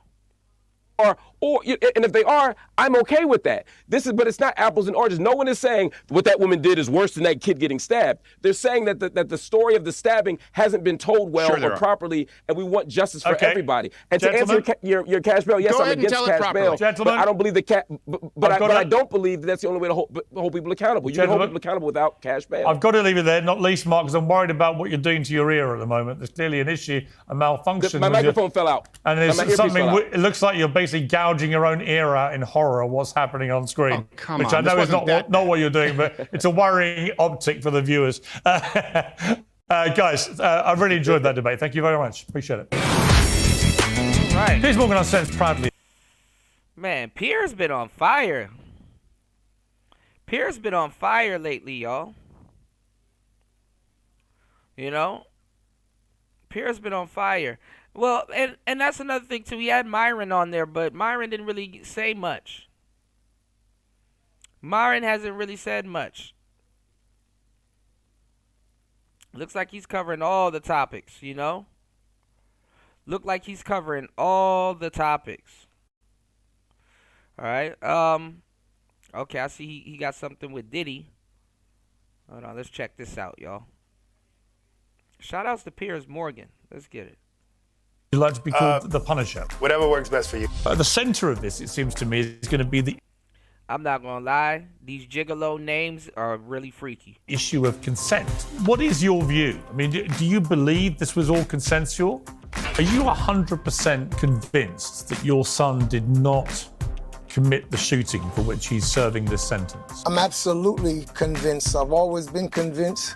There's been so He got Tory Lane's dad on it. Oh, this about to be lit. Y'all hit the like button. Let's go. Support the show. Let's get much foul play. And I'm not just saying this as some sort of pissed off parent. The evidence as of right now is showing that there are no bullet fragments that have been presented, which I'll let people assume what they will not. Oh, yeah. Killing two birds with one stone. Exotic dancer Sheree Hayes, better known as The Punisher, testified at Diddy's trial in Manhattan yesterday. He's also the author of a new book called In Search of Freezer Meat, and he joins me now. Well, welcome to Uncensored, Mr. Hayes. How do I call you? Is Mr. Hayes how you like to be called, or would you like to be called The Punisher? Hayes, Sheree, whatever works best for you. I believe it or not, I get called the Punisher more than I get called my government name, so I'm fine with either one. First of all, how are you dealing with the fact that, you were pretty well unknown before this? Now everybody knows you as The Punisher. It's a weird thing to happen to you in your life. How are you dealing with that? Believe it or not, locally, it's pretty still consistent. In the New York City area, I've been... Nobody wants to be known as the Dick Man. Unless it's like your baby mama, your wife, or your girlfriend. The Dick Man. The Punisher. Dancing like I testified to for 30 years, and I did reach a decent degree of local popularity. So it's pretty much still the same scenario for me in terms of interacting and people knowing me for being an exotic dancer. I think the part of it that's difficult is not the Punisher thing. It's I went from a dancer to... No, it's you because the name sells the gimmick. It's you being called the Punisher, bro. Male prostitute, possible escort based on this scenario, which is not actually accurate. The court heard that you estimated you took part in 8 to 10 of the Diddy sex parties, which took place exclusively in New York. Sometimes they took multiple days. They would begin sometimes at 2 a.m. or 3 a.m. On the stand, Cassie Ventura detailed graphic sexual scenarios or freak-offs with Sean Diddy Combs. She dropped allegations of drug usage, violence, blackmail, even rape. At the center of this, it seems to me, is going to be the issue of consent, as to whether she was consenting to all this as a willing participant in this. What is your view? I mean, do you believe this was all consensual? Or do you think that, as the prosecution want the jury to believe, this was all coercion, control, and criminal? Well, I mean, obviously, I'm only privy to the circumstances that I was a part of. And as similar to I testified to, I didn't get any cues, didn't have any thing that would lead me to believe in the moment that she was under any duress or any forced scenario. It was presented to me that this was something that she wanted to create for her husband, for the majority of the time. This nigga pissed in her mouth. Did you urinate in her mouth? I interacted with them. What type of question is that? I believe they were a married couple, and I believed, based on me following them on Instagram and whatever interactions that I seen, although minimally, it seemed like a normal situation. I didn't get any cues to it being a distressful environment. I mean, people, you say normal. A lot of people have been pretty shocked by the details coming out of this court case. For most people, I would argue this is not normal sexual behaviour to call in and pay somebody like you Sadly, I'm going to tell you the truth, because for some reason it always goes this way. And I've learned this as a young player. People are always going to come up with something. When you think and you've seen that you heard it all, people will pull stuff out the crack of their ass. And I mean that literally, talking about this situation. Pause. People will always pull some shit out the crack of their ass. Just when you thought you seen it all and heard it all. You gotta understand, we live in a society where right now, today, 2025, ass eating is the norm. It's normal. It is normal. It is standard. You will lose relationships not doing it. You know? And it's just out there. It's not like, in the 90s and in the 80s, women act like, the whole fellatio thing. They act like they wasn't doing that when they low-key was. So it was kind of cute when they did it. Nah. Now it's like, this is like, no, you need to do it. This is standard. It's normal. That's horrible. I don't do it. So I would be considered old school. I'd probably be considered boring and taboo and shit like that. And I'm cool with that. I'm cool with that. People will call you immature. Cool.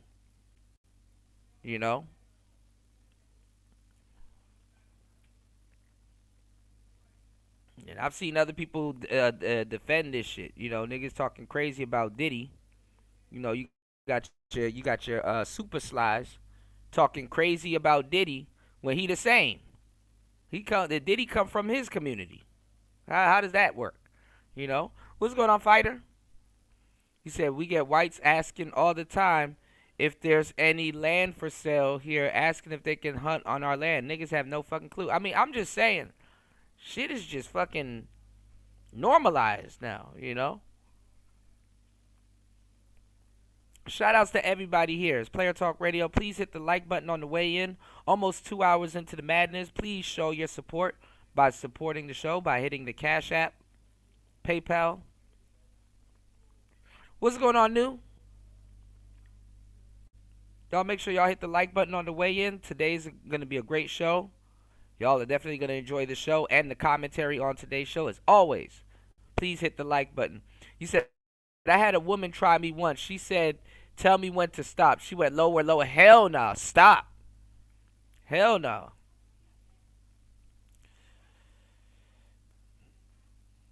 Yeah, hell no. In Diddy's case, to come on and tell me when to stop. Stop. have sex with his girlfriend as he watches. Most people don't view that as normal. Other people might, right? So I'm not here to judge the normality or otherwise of it. But was there anything about what happened when you were there which unsettled you? So I agree with you about normal. When I use the word normal, I was talking about the. And I will say this too. Even the booty eating to a certain degree is a little bit freaked out for, I would say, certain gigolos. But then again, I'm not a gigolo. The landscape may have changed. So they might not be super offended or by it. But like I said, it's the norm now. Right, New. Like these niggas tripping. Interactions between him and her, just as far as their punishing the woman. scenarios. I didn't get any cues that there was some tension or. I've heard guys in the manosphere talk about she gonna be eating a whole lot of booty tonight, like it's punishing her and shit. No, women want to turn you out. That's what it's for. A lot of women don't like the fact that they're the fuckee. It kind of makes them feel like they're not in power. So they will try to turn you out.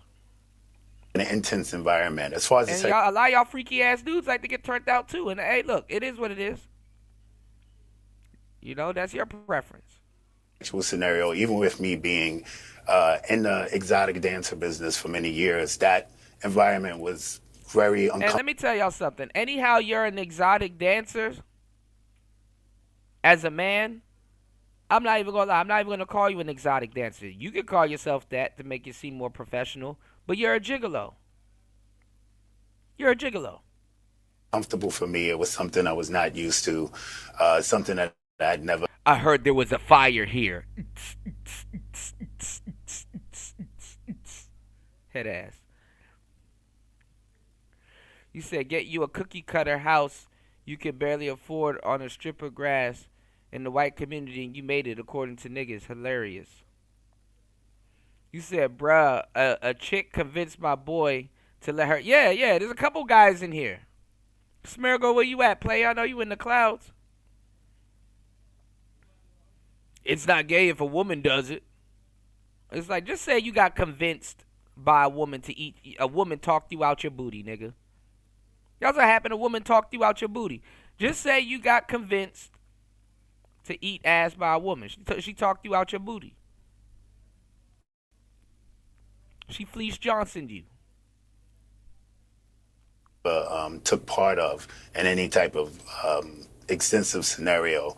So it was definitely uncomfortable, but it didn't, at the same time, it still didn't appear, other than us trying to create this scene and some of the direction that I did sense some frustration. I said in my testimony, I saw her sigh at times and look frustrated at the cues and the direction I was given. Other than that stuff, I didn't see anything that was off. And well, I mean, because she's not a corn star, but at this point, she and you are corn stars. If he's directing every single minute of it. Now, pay attention though. And shout outs to UFO, because UFO, I think, sent me the video of Terrence Howard, and what he said, did he wanted to take acting classes or learn how to direct and stuff like that, and he was asking Terrence Howard for advice. Stuff starting to come full circle, y'all. Again, even me mentioning it in trial, it was in hindsight, because if there were no allegations, I might not have read into it at all. The first time you met them both was at a hotel room in Trump Tower, owned, of course, by the now President of the United States. It's on Central Park West. I stayed there myself when I did The Apprentice years ago. I believe Cassie Ventura, you testified, greeted you at the door in a bathrobe, and you were specifically told not to acknowledge Sean Diddy Combs, who was sitting in the corner. He was wearing a veil over his face, but you knew it was this might be the piss man. him, I presume. I did not. Oh, you didn't know it was him? I did not know. I did not recognize her. And again, his face was completely covered to the degree where you could only see his eyes. So I was totally unaware of who they were. Actually leaving, I tried to do some Google.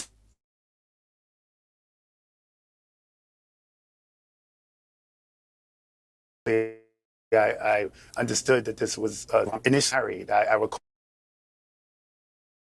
a blank because they're in fact not married.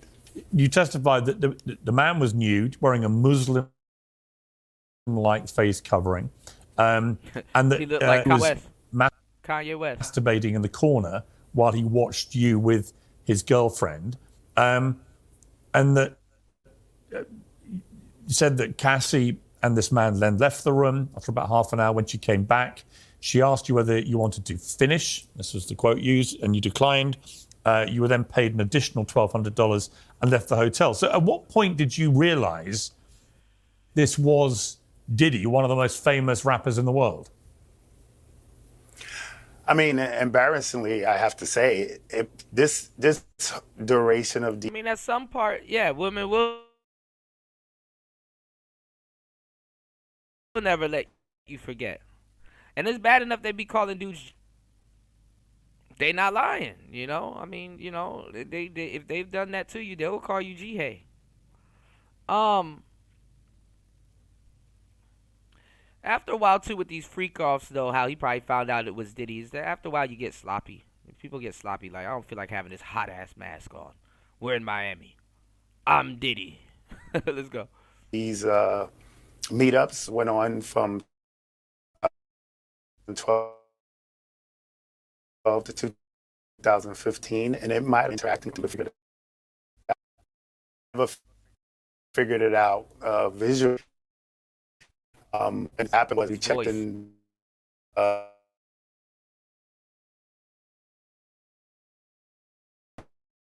The sexual interaction is what happened. I mean, when I was sitting, I cut on it.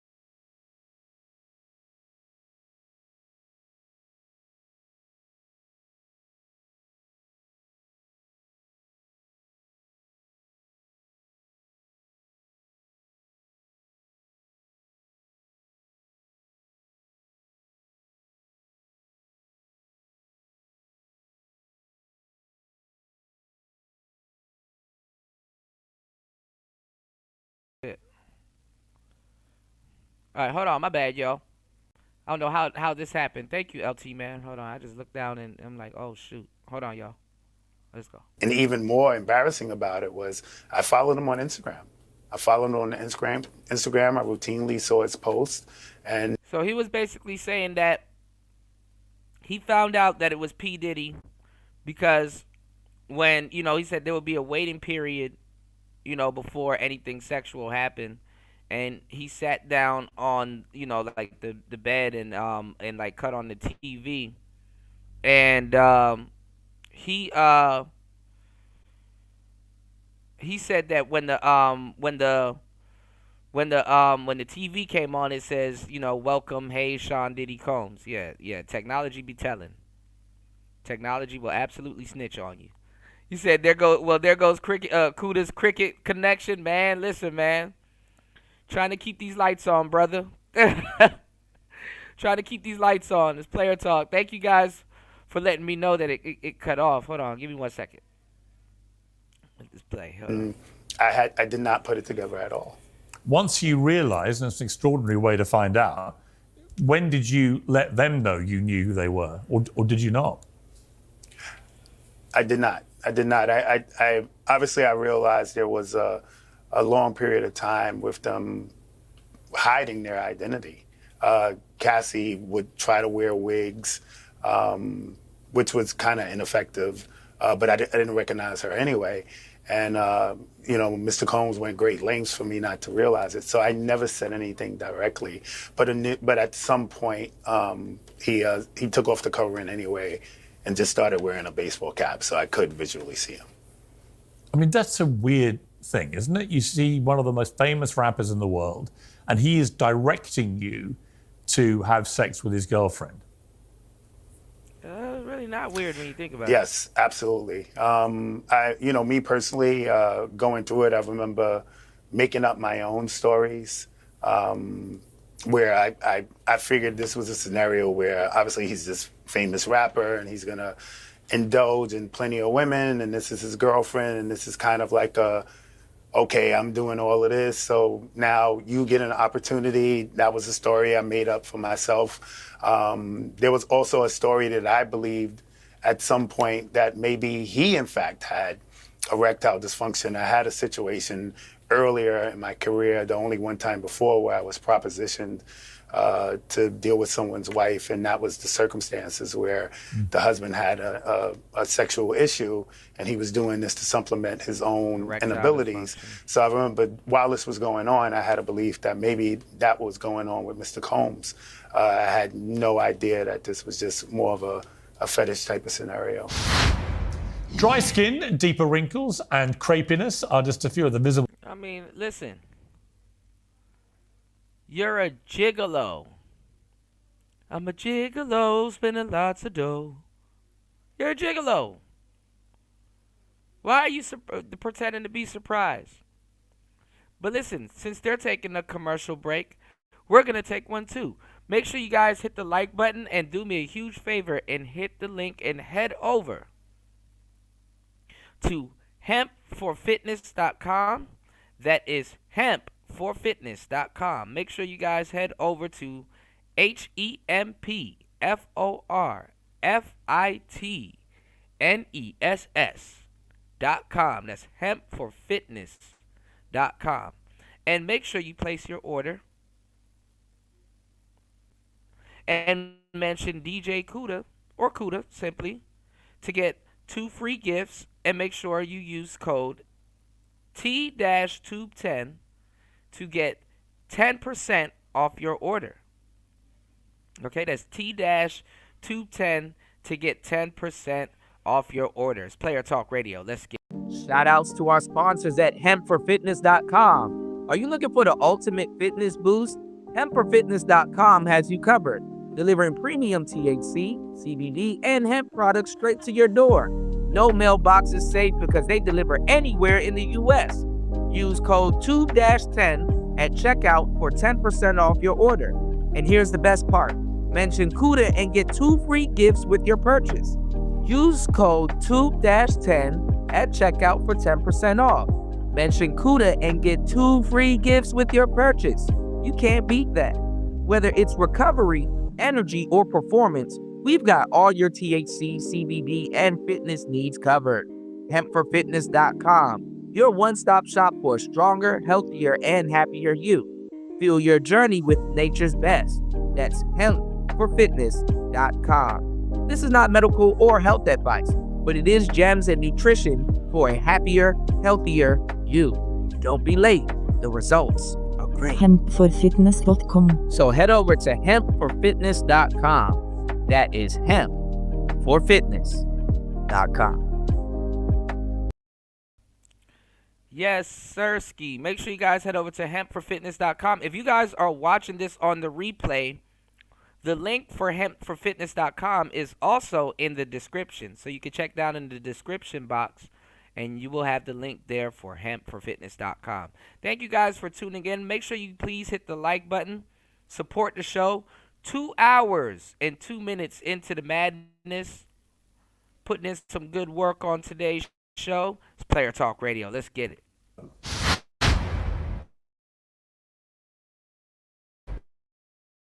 Yeah, many people think he bisexual, gay.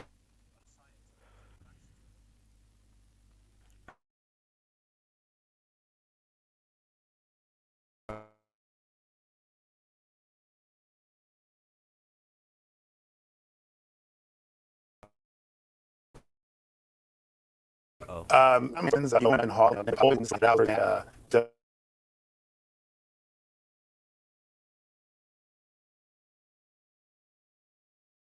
room in a corner, kind of out of sight. You know, I was instructed coming in to not look at him.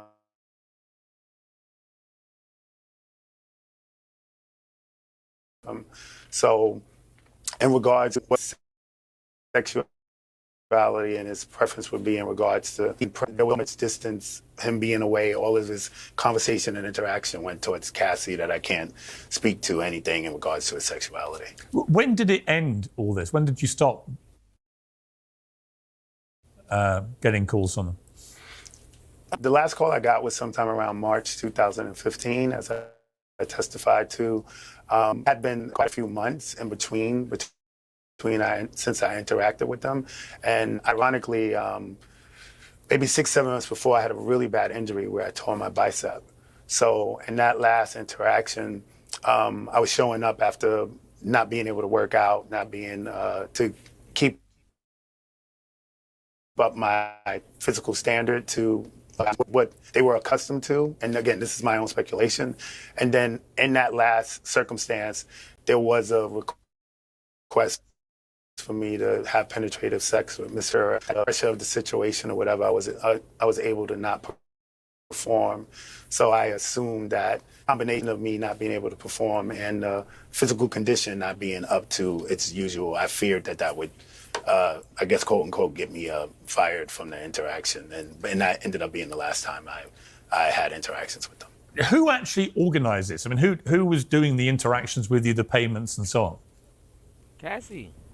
I only ever spoke to and interacted with Miss Ventura, from telephone calls, text messages, to when I was greeted at the hotel room, to even cordial conversations before and after the sexual play I described. All my interactions was with her.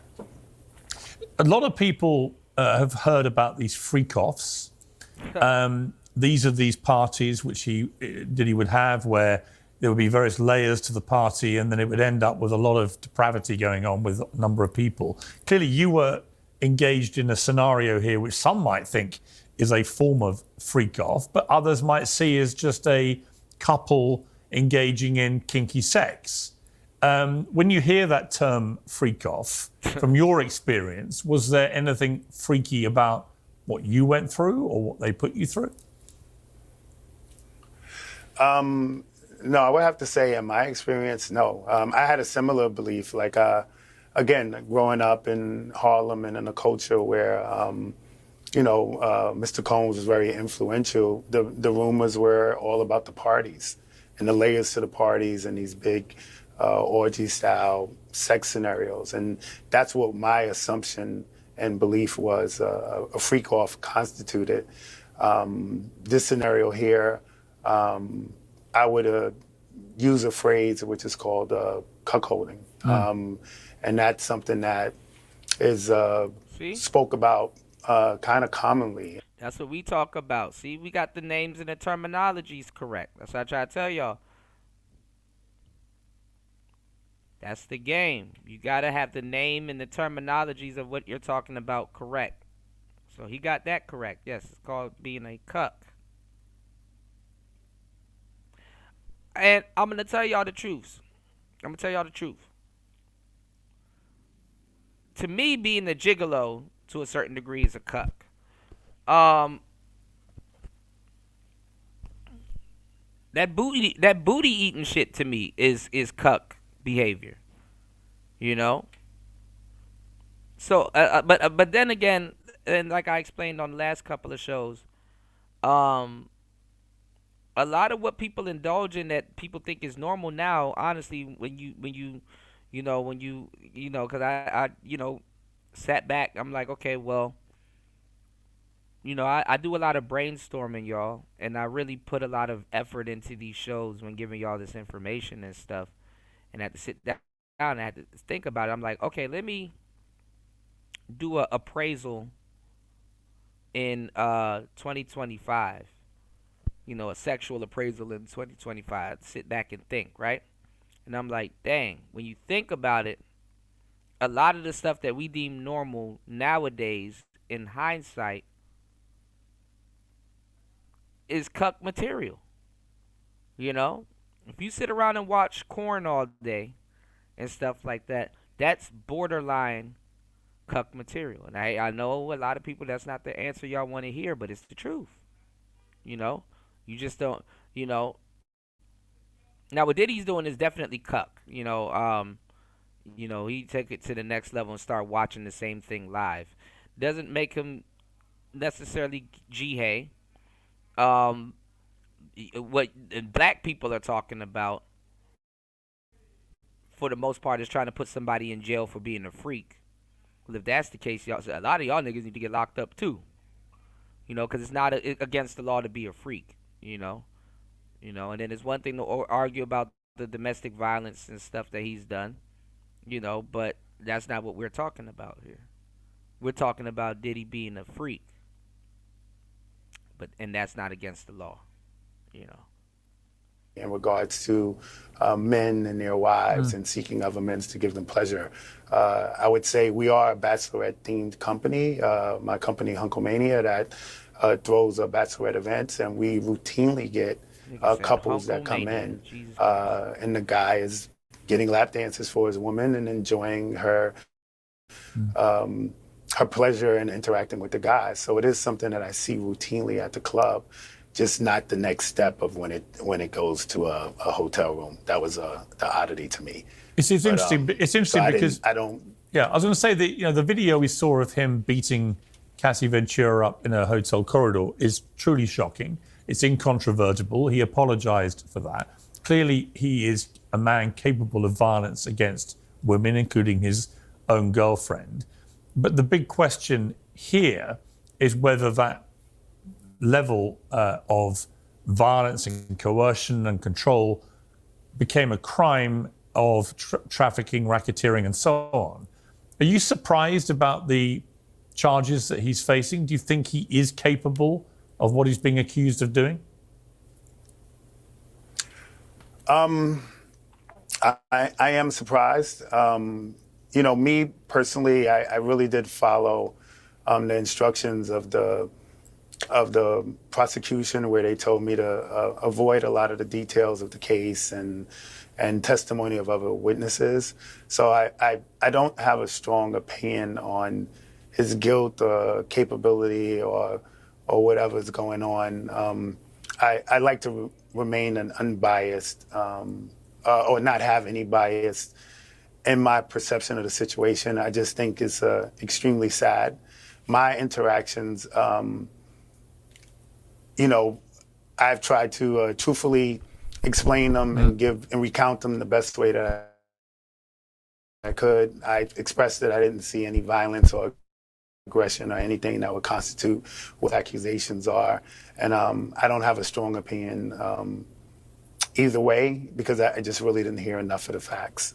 So I just look at it as accusations now. Based on my interaction, I just didn't see anything that aligned with what the charges are. But I am also naive to the interpretation of the law. I mean, Sheree, it seems to me that your evidence could have been important, because the picture you've painted is of something that went on for 8 to 10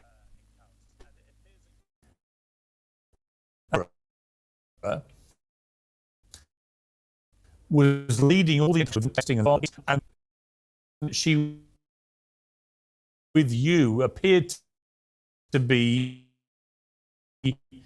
still with Shetty Combs. People take a moral view about what they're up to, but from a purely reality perspective, nothing you've said suggests to me that she will.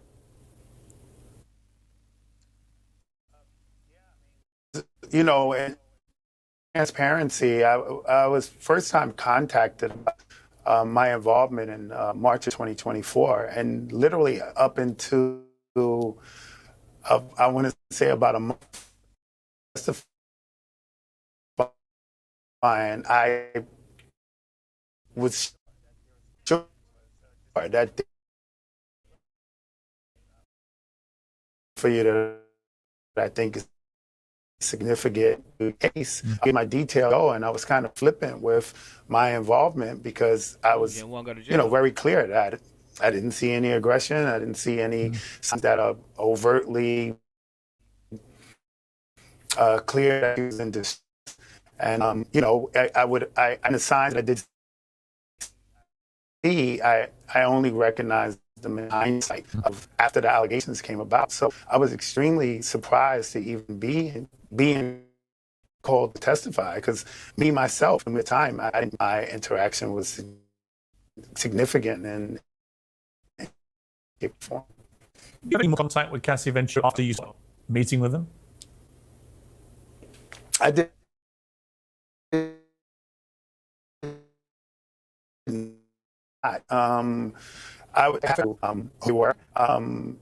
I was trying to be extremely respectful and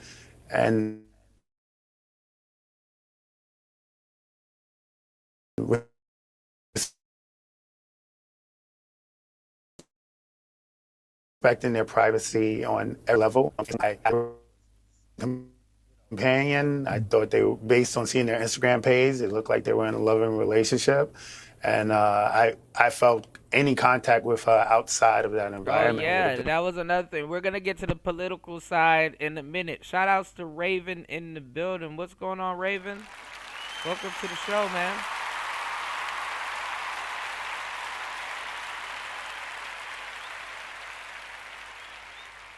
Yeah, no taxes on tips. Been disrespectful.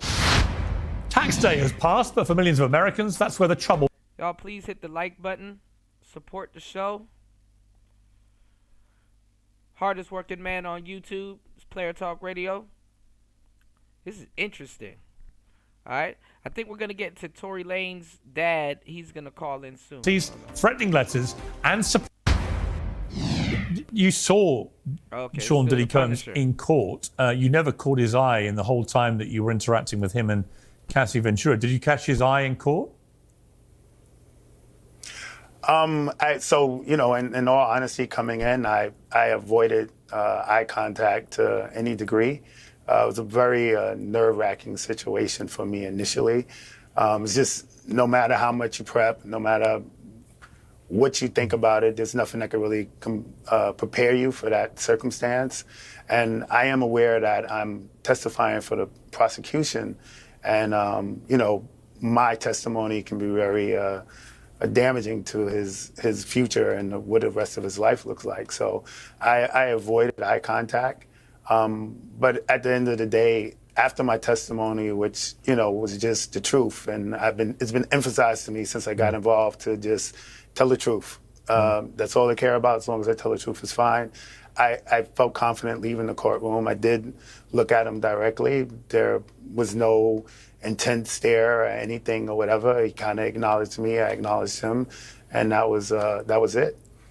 So that gave me relief because, again, I'm testifying is something I don't have a choice in, and I felt that I told the truth based on my involvement, without any bias, without any influence of opinion, ideology, and I'm at peace with that. You know, I believe that was based on my integrity. That's what was asked of me, and I felt like that's what I represented myself as doing. I mean, Sheree, what an extraordinary moment that is for you, where after spending 2.5 years in their orbit, Sean Diddy Combs and Cassie Ventura, and maybe as many as a dozen encounters in hotel rooms, where you never had eye contact with this globally famous rapper as you had sex with his girlfriend, that you finally get eye contact in a courtroom as you're testifying for the prosecution against him in a case that may determine whether he's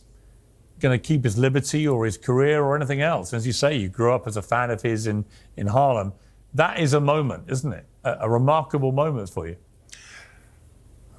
Yeah, I mean, just you pointing that out, something I hadn't really connected, but that is in fact exactly what it is. That was literally the first time I've had eye contact with him, and it's such a powerful moment, and a moment that is really life or death for him. It's definitely surreal. It's definitely. I get some sort of an anxious feeling just thinking about it, and it's tough, man. It's tough. You know, me personally, just the idea of my experience and my testimony or whatever being something that can tip the scale away into. Diddy's like, I let you pee on my B, and this is what you do to me.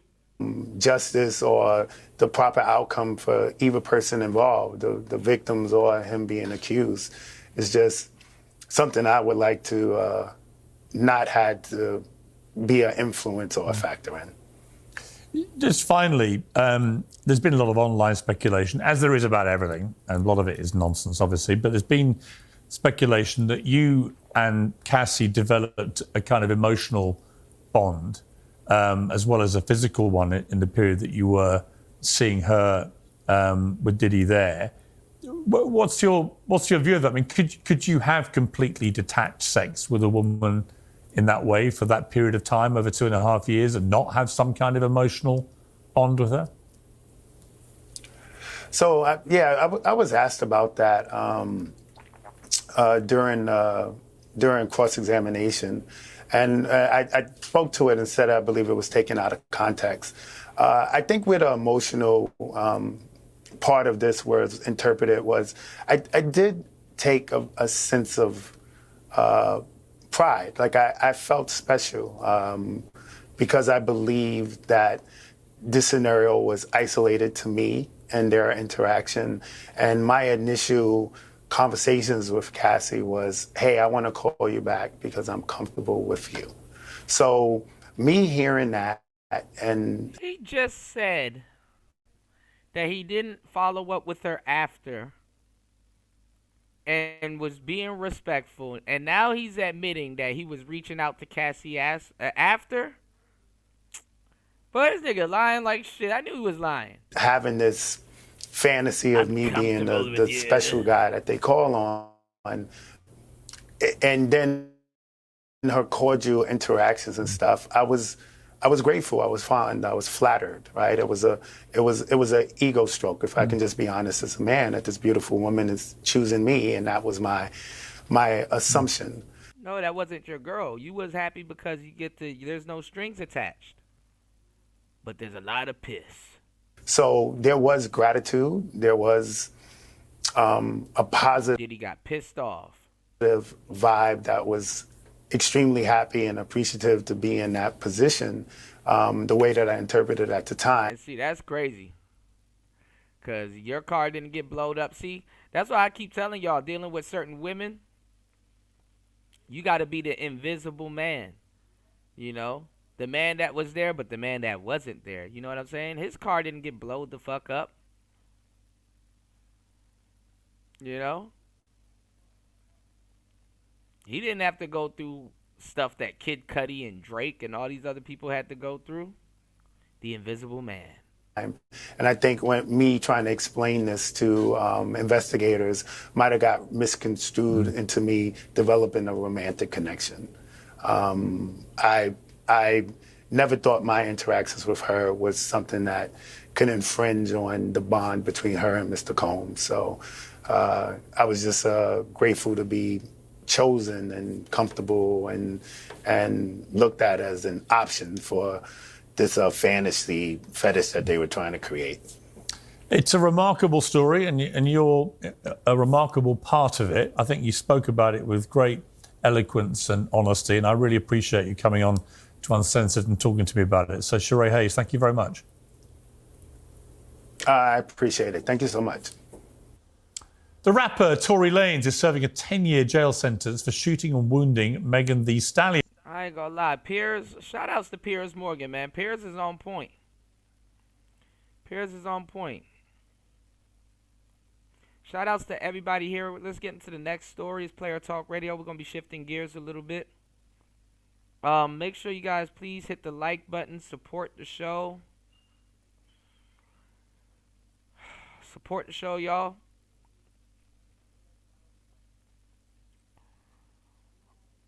You said from the sounds of it, her box wasn't that great.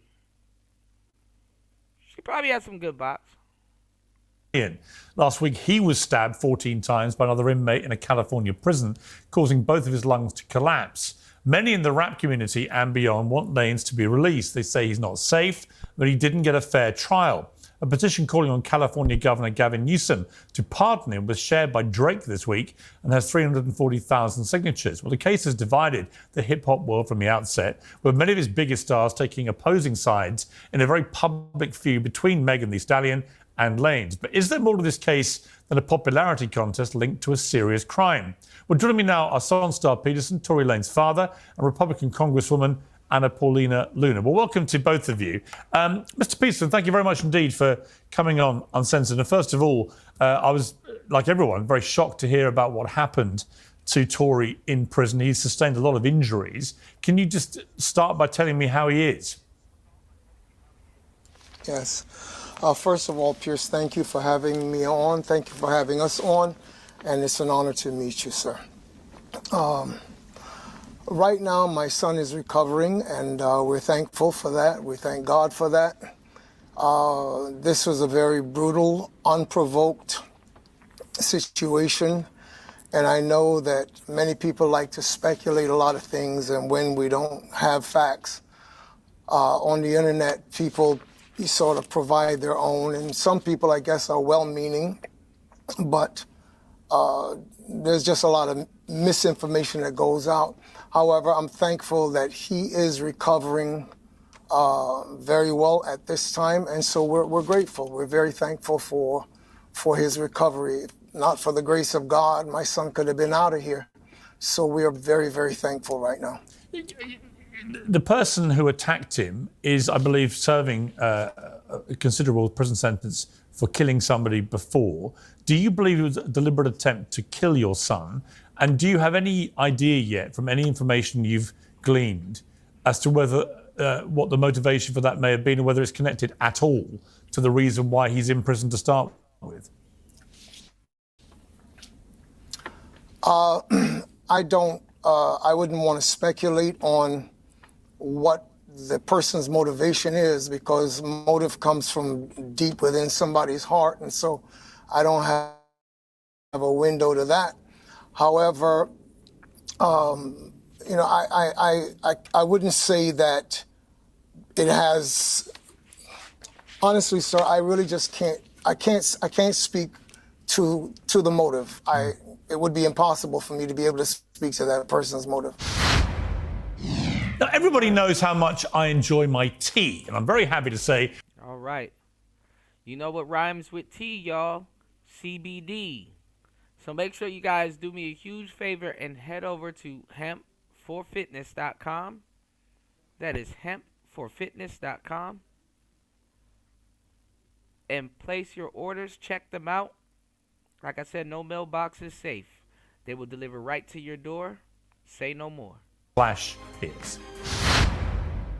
Have you spoken to your son since, I presume you have, since he was attacked? Oh, yeah. We've spoken on several occasions. My family, we come together and we pray on a daily basis. This has been pretty well 5 years now, almost 5 years since this whole incident ever came to the public's attention. And since that day, we come together sometimes, most times twice a day, wherever we are in the world. We are on a phone call and we pray. And thankfully, a lot of times he's able to join us. He will, call in from the prison tablet, and we're able to come together and we pray. So since the situation happened, my wife and I, we were able to be with him from the very first day that we heard. Now, I wanted to, I had a pre-record and stuff, but I lost my voice after the last couple shows. I wanted to tell you guys the other day that Megan Thee Stallion,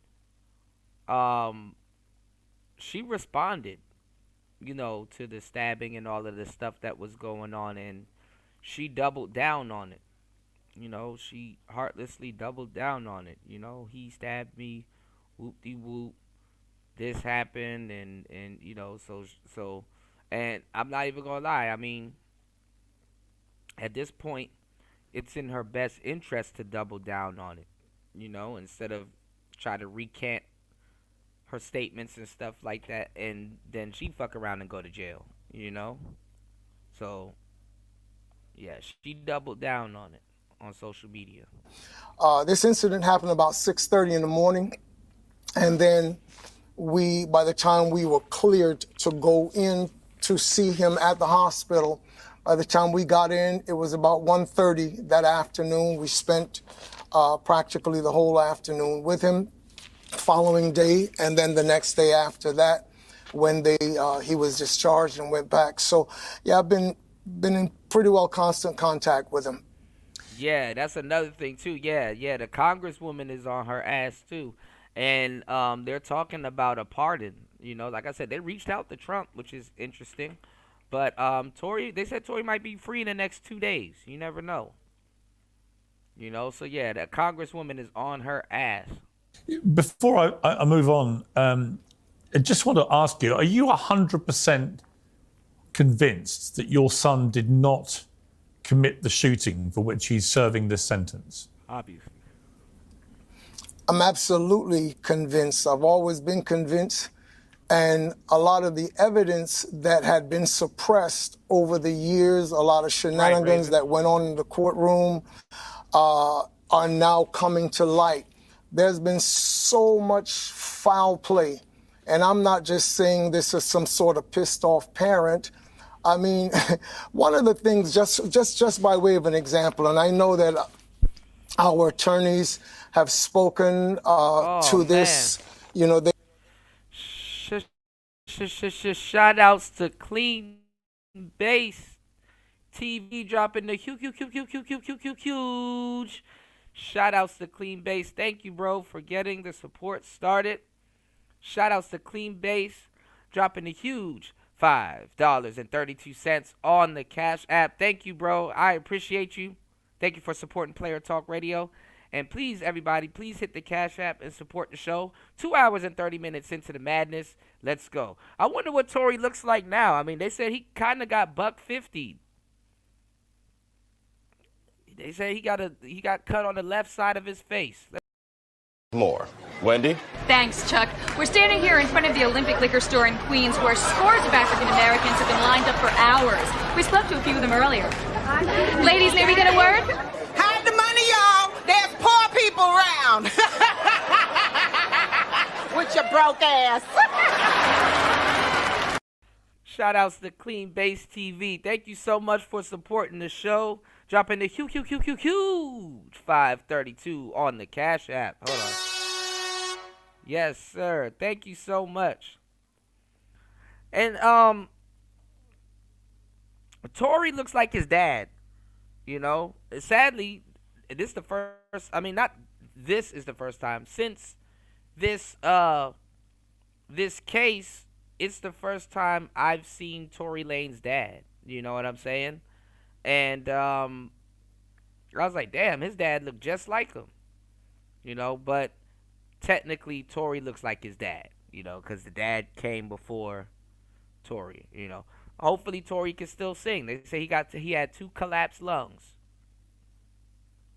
I guess. I mean, you know, you gotta hype it up. You know, you just got poked up, you know, and they get, you know, the Mexicans and those jail inmates get real surgical. They get real surgical with them blades, man. You know? Just popping people and shit. He said Tory about to get out and cleared. Meg is done. She got that restraining order. They have laid out things line by line. And I want to even take this moment this is the first time I'm meeting Representative Luna face to face. I want to thank you for the masterful job you've done getting in, you know, out over the last little while, over the last couple of days on your, you know, on your platform so that people can know exactly what. Sister's been mighty quiet about this whole Tory Lanez thing, and then you got people. I showed y'all one sister that Miss B Nasty, Raven's girlfriend. Shout outs to Raven Knight. Raven's girlfriend was like, no, you need to keep Tory locked up. You know? A lot of women are heartless, man. Women that wouldn't even survive a day in jail. Women that wouldn't even survive a damn weekend in jail talking about something you need to keep Tory locked up. As if he did something to them personally. Yeah, they super silent, man. Kamala's silent.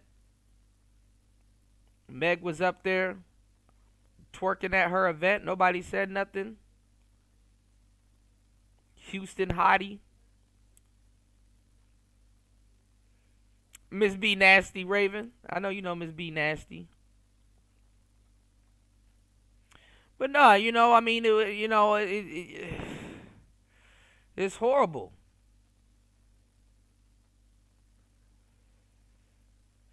I'll probably bring up a picture of her later. Remind me. You know who she is. Miss B Nasty. You know Miss B Nasty. Let's go. Happen. But let me tell you from a parental standpoint, a parental observer of my son walking through this. I'll never forget the day when we're sitting outside of the courtroom getting ready for court to reconvene. And imagine the only independent witness, which should have been the only objective witness in this case, Was missing. was a gentleman by the name of Sean Kelly. Interestingly enough, the only person that would be able to have an unbiased viewpoint of what actually happened. Imagine that the prosecution did not want to call that witness. Why? This is the only... No, type in MISS space B space nasty. You'll know, as soon as you see her face, you'll immediately know who I'm talking about. Dependent witness, but yet you don't want to call this person because obviously his bird's eye view will not support what you want the narrative to be. And so when we sat outside, my wife and I, we saw this gentleman come in and we sat down and it was identified for us that, oh, this is Mr. Sean Kelly. He's sitting across from us on the other side of the hallway. And as we sat there, the prosecution came out, one of their detectives or investigators rather, and one of the prosecutors, they took this gentleman, they went upstairs, I believe it was to the 14th floor at that time. By the time this man came down, the witness they did not want to call, this man came down and his testimony became so embellished with other non... Well, I mean, y'all should have known that they were in cahoots. California gave the shooter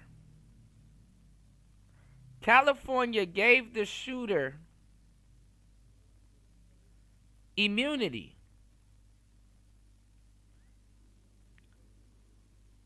Because Tory needs to countersuit. California gave the shooter immunity. They gave her immunity. They gave her way too much immunity.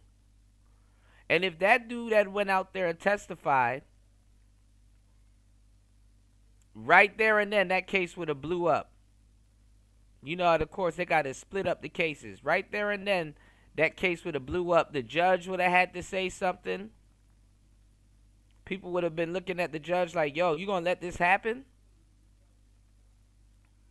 We supposed to get justice here. You're literally giving the shooter, the person that did the crime, immunity. So it was in their best interest not to let him talk. And this is your justice system in America. This is your justice system in America. They openly railroaded Tory Lanez into jail. And this is what I'm saying. This man went to jail for literally protecting 2 black women.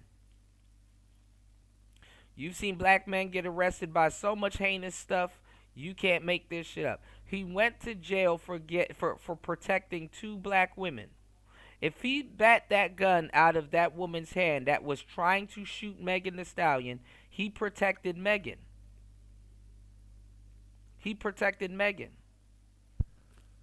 And he also protected the shooter from going to jail twice. He protected her from killing Megan, and he protected her by not snitching.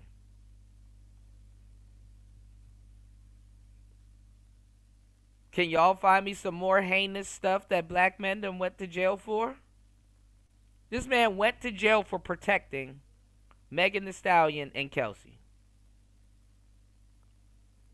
Maybe because he felt bad because... And man, that shit would have happened before him. Let's just keep it 100, man. A lot of black women don't give a fuck about other black women. They don't care. That Kelsey girl would have attacked Megan at some other point. Or Megan would have slept with another one of her boyfriends. Let's just keep it 100. Somebody had to say it. So, Tory out here getting poked up. Megan out here twerking in Japan talking about some watashi washita.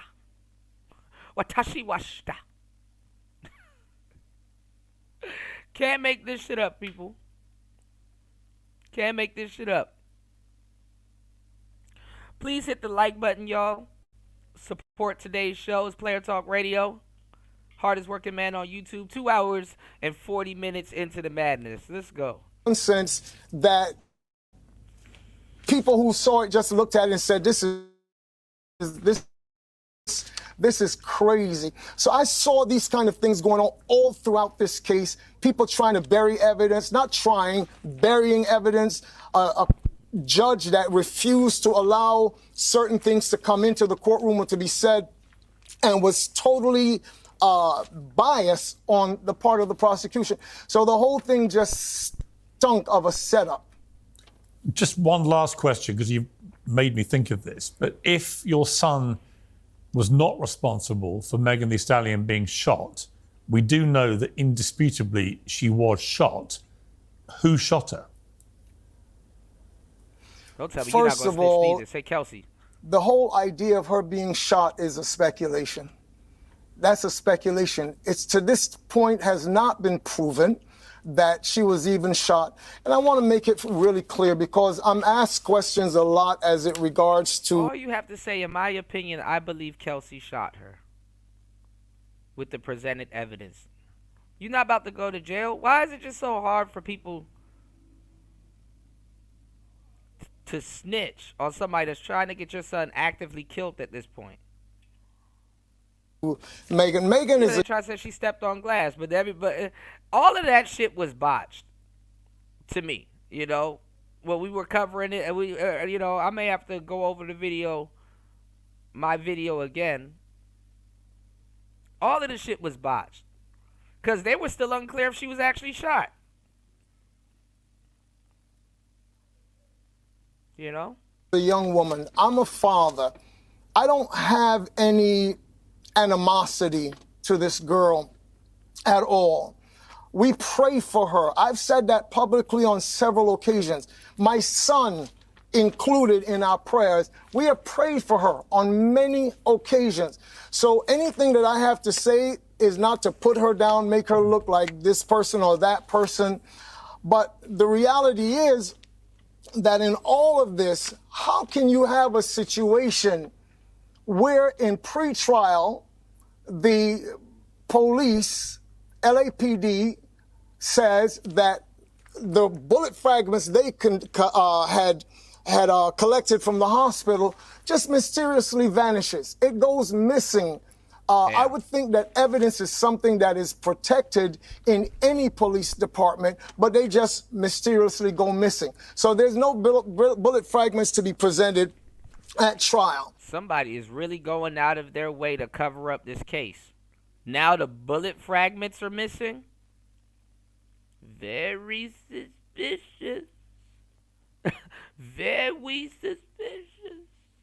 You have a situation where a gun is shot, and the gun, which is supposed to be your main piece of evidence, does not even show up at court, but some picture of a weapon that resembles...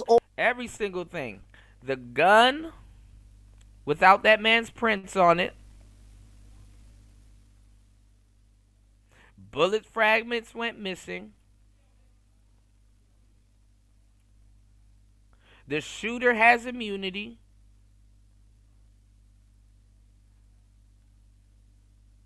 We don't know if she was shot.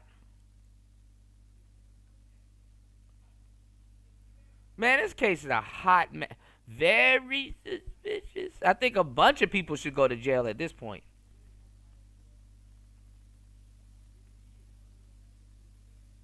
A bunch of people should go to jail at this point. I need them to... Tory Lanez need to countersue California. Countersue California and get that, you know... That governor woman, hopefully she sticks by her word. Hopefully, because it's always good when women have integrity. You can count on that. If that governor, if she got any type of integrity, hopefully she sticks by her word.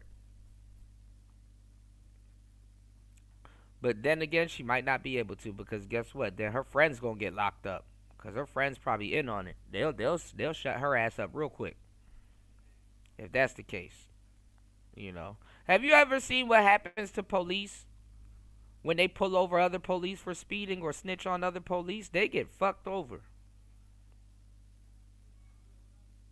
Bad. Oh yeah, Kamala too. Big Mala.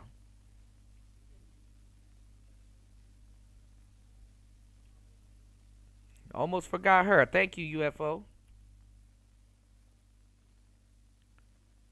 Mommy Mala.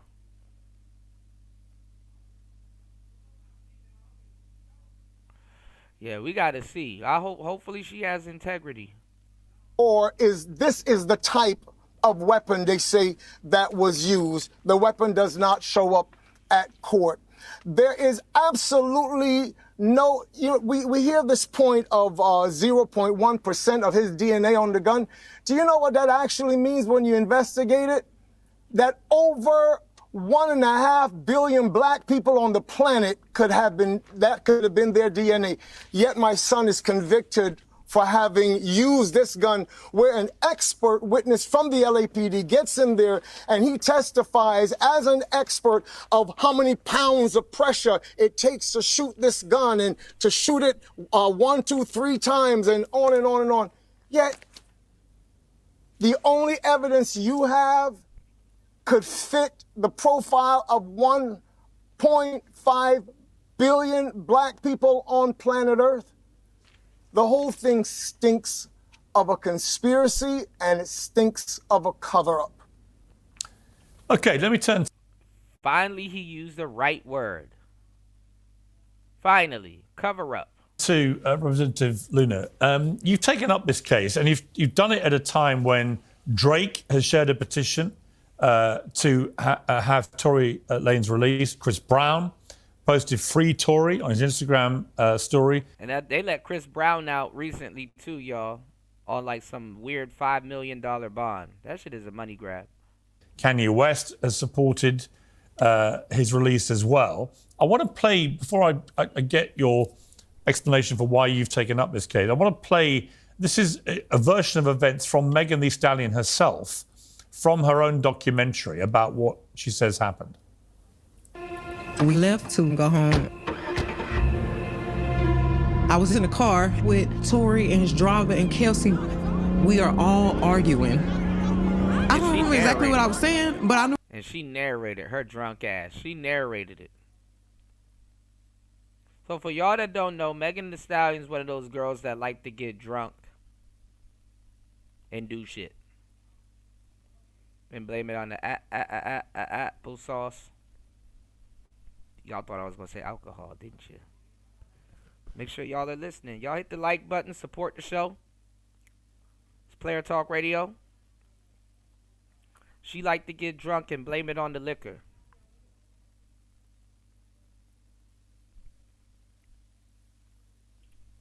They got her narrating it. I knew I was talking shit, and he probably was a little offended.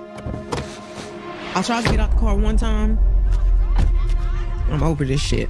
Getting shot, talking shit. God damn. They was like, Megan, get back in the car, get back in the car. We almost to your house. I get out the car again. I ain't even got shit on. See, she don't even know where she at. So we're almost to your house. So she was belligerent drunk. She was belligerent drunk.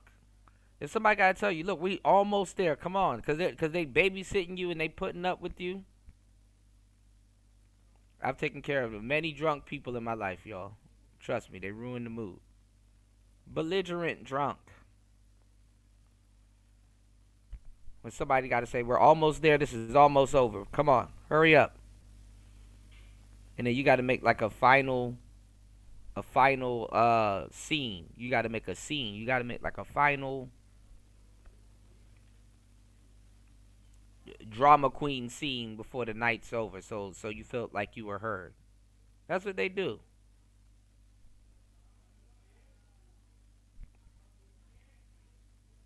Raven said they're all Kamala friends. God damn. Uh-oh.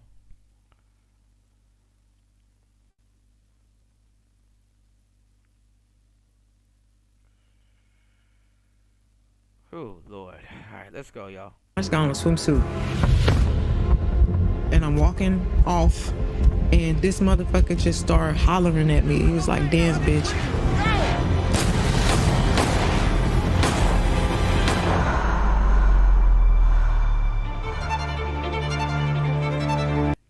pulling out a pistol, telling somebody to dance, bitch. That's like some old Western movie, Yosemite Sam type shit right there, man.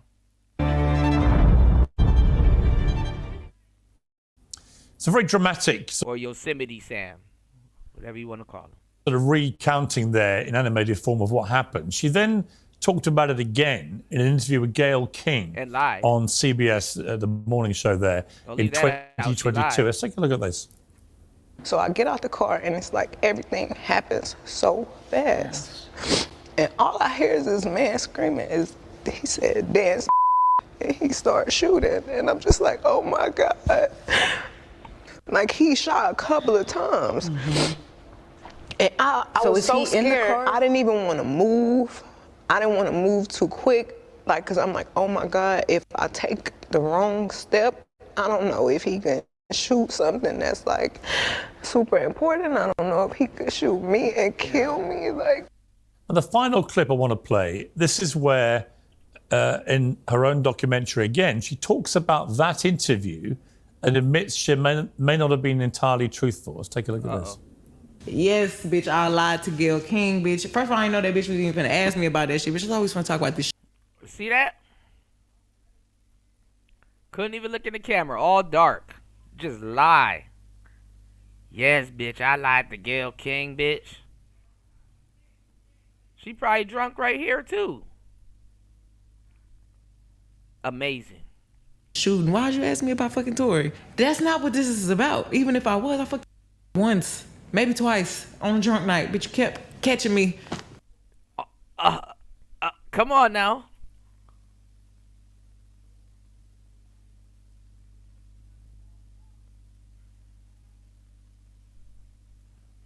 Let's be serious, all right? 2 hours and 52 minutes into the madness. Y'all support the show. Let's go.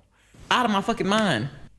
No, I don't think you need to be a conspiracy theorist, Representative Not Ike Lanes. Luna, to see there's a lot of inconsistency going on here. She denied to Gayle King that there was any relationship with Tory. She then admits that there had been, that she lied. She doesn't admit to lying about the circumstances of the shooting, but certainly this goes to the heart of her veracity. Why have you taken up this case? Well, first of all, Pierce, thank you so much for having us on to discuss this. And I just want to applaud you and your outlet for actually being able to showcase some of the facts here. Look, I don't have any connections to the rap industry, Mr. West, Mr. Brown. The only people that I really know involved in this are Miss Amber. All right, let me see if I can find it. Cause I got a song. I was supposed to do. Let me see if I can find it. I was supposed to do what you call it. I was supposed to do a verse for this song. You said a woman lawyer. Yeah, I think she is a woman lawyer. Yeah. I was supposed to do a verse for this song. Let me see if I can send it to myself. Hold on, y'all.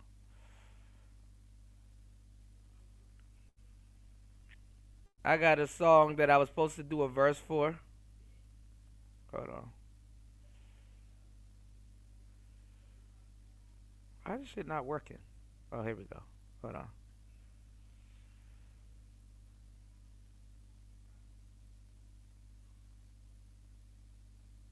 Hold on.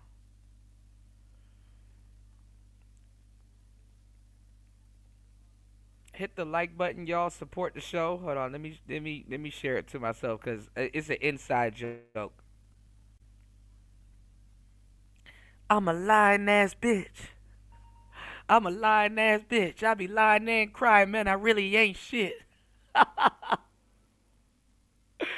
I'll have a verse for it soon. It's just I'm backed up by a lot of stuff. Shouts to my friend. She from Milwaukee too. Hold on. I'm a lying ass bitch. I be lying and crying, man. I really ain't shit.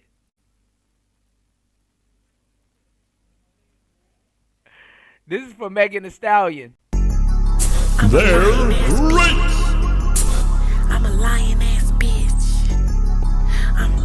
lying ass bitch. Lying and crying, man, I really ain't shit. I'm a narcissistic, manipulating, lying ass bitch. I be crying and lying, man, I really ain't shit. Somebody get the plunger, yeah, I'm really full of shit. I'm the type of bitch you gotta watch while you piss. Told my ex today that I love her when I don't. I'm the type of bitch that ain't never really home. Homie hopper bitch, yeah, I had to double back. Homie hopper. Like prize picks, I want my money back. I gamble on these niggas, yeah, I'm trying to find a winner. Baby, how you figure? Yeah, I want a couple figures. Niggas call me Tigger, yeah, this pussy really great. He gon' eat it up like some fucking frosted flakes. Stand a nigga up, and I ain't talking about his dick. He wanna go on dates, but I'd rather run plays. I say, let's go sell your weed, baby, sell it to my hoes. If the hoes try to question, I'll say he my little brother. I'm a narcissist, manipulating, lying ass bitch. I be lying ass crying, man, I really ain't shit. Yo, when she said that to me, because it's an open verse, when she said that to me, I said, oh yeah, I gotta hop on this. I just got recorded. I got a verse for it already. I just got to record it.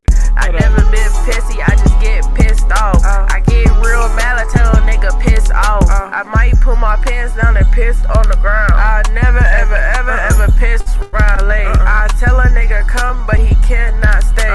My own place, but I tell him it's my mom. I'm a lying ass bitch. I'm a lying ass bitch. I'm a lying ass bitch. I be lying and crying, man, I really ain't shit. Yo, that shit hard as hell though. I say, yo, I'm gonna slap a verse on it. So y'all, if y'all look, when I'm done, I'll share it with y'all. When I'm done, I'll share it with y'all. Y'all let me know if y'all approve of it or not. I be lying and crying, man, I really ain't shit. What's going on, D Nation? Welcome to the show. Shout outs to everybody here.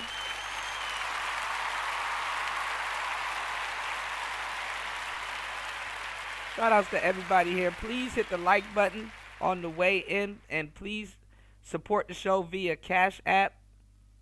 Hit the Cash App. Show some love to the show.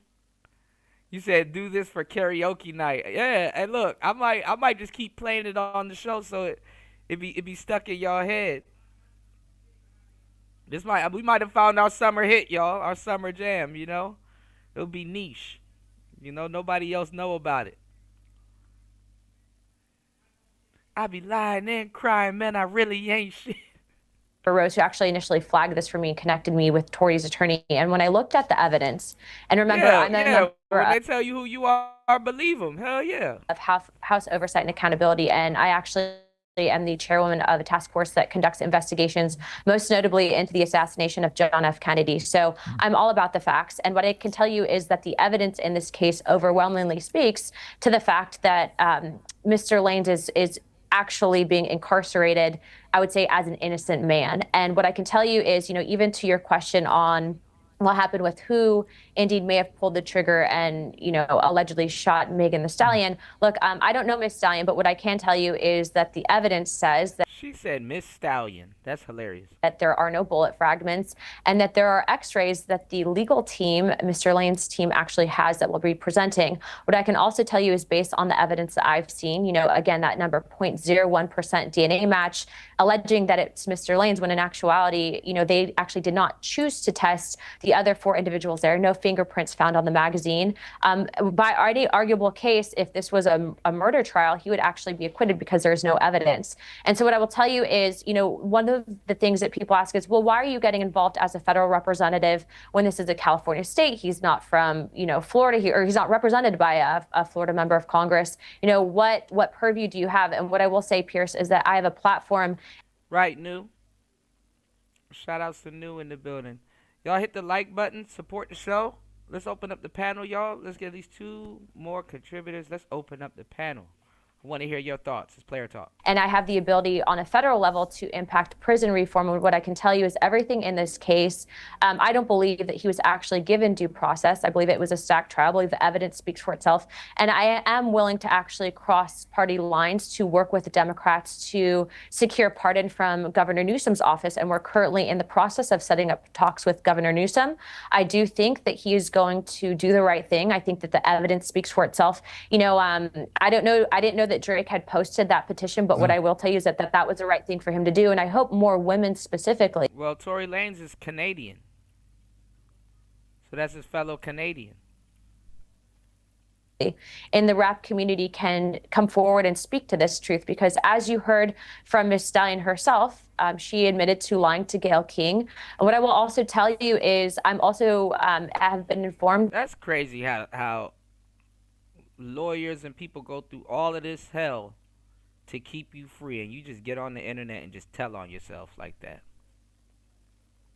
Cause she a lying ass bitch. That there's actually ring footage, and that will likely also be released here pretty soon. I know we are helping to put the evidence out there to the American people, but I do believe that this is really a terrible case, and what was done to this family is unacceptable. And I will be continuing to push for his full pardon. I think that people owe them an apology. And furthermore, I'd like to finally say this: that I actually spoke to Mr. Lanez on the phone. In prison yesterday, actually, and he is actually going to get very involved in criminal justice reform to ensure that this doesn't happen to other people, because in his case, he has an incredible family supporting him. He has the financial backing to fight this, but many people don't. And so that's where we are going to continue to champion these causes at the federal level, even all the way to the White House and in Washington, D.C. Well, I mean, I'd love to. And I ain't gonna lie, man. I mean, they talking about it's going to be a race war and all kinds of shit. You know, you don't hear about all of that stuff. You know, whack kind of. Yeah, I don't know, we're not even gonna get into whack 100, but why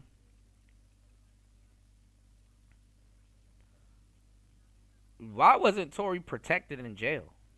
That's what I want to say. Well, why the hell wasn't he protected in jail? Then again, niggas let anything happen to niggas, man. Talk to him myself. It does sound a fascinating story. Yeah, New is losing Isaiah all over again. It's the blind side. Story. Just before I let you go, just to be clear, do you actually think a gun was fired at all then, or could that in itself be in question? And if it was fired, who do you think fired it? You know, I don't know who fired it, but what I will tell you is that based on the evidence that I've seen and that the Tory's attorneys will be presenting to the American people, I think that there are a lot of things in question. And I would say that, look, Pierce, you know that I'm a United States Air Force veteran.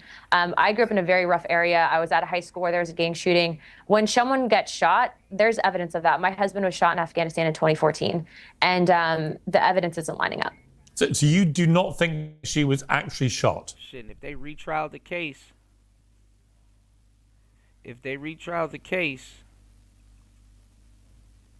they don't got no bullet fragments.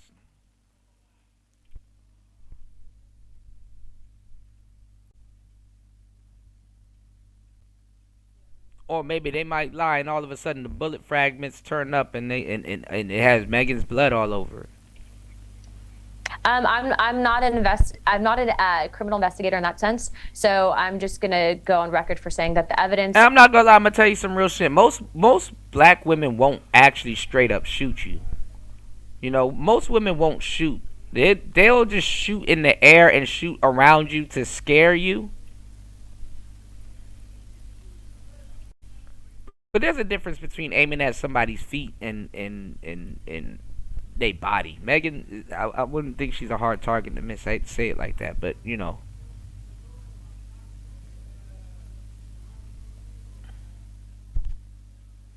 Yeah, that is crazy.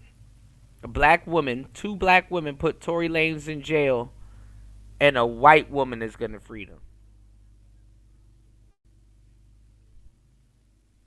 Or attempt to free him, or has some sense in this conversation. As of right now, is showing that there are no bullet fragments that have been presented, which I'll let people assume what they will not. Okay, so final question for you, Sonstar. Can I speak? Sonstar, really, I was going to come to you. Can I just speak really quickly to that? Yes. Yeah. It's interesting going back that there was a time when all of this nothing was really being said about it amongst the party that was there on that particular night. Then an article appeared in the Los Angeles Times, okay? It wasn't us that put it out. The Los Angeles Times spoke to the fact that a doctor, I believe it's a Lafredo, who was the emergency physician on duty that night when she was brought to the hospital. He said, and the Los Angeles Times carried it, that she sustained lacerations that were consistent with being cut by glass. Okay? So somebody now went online and commented or said something about that fact that the Los Angeles Times carried this. This is when, from the other side now, she came out accusing my son, you shot me, you shot me, you shot me.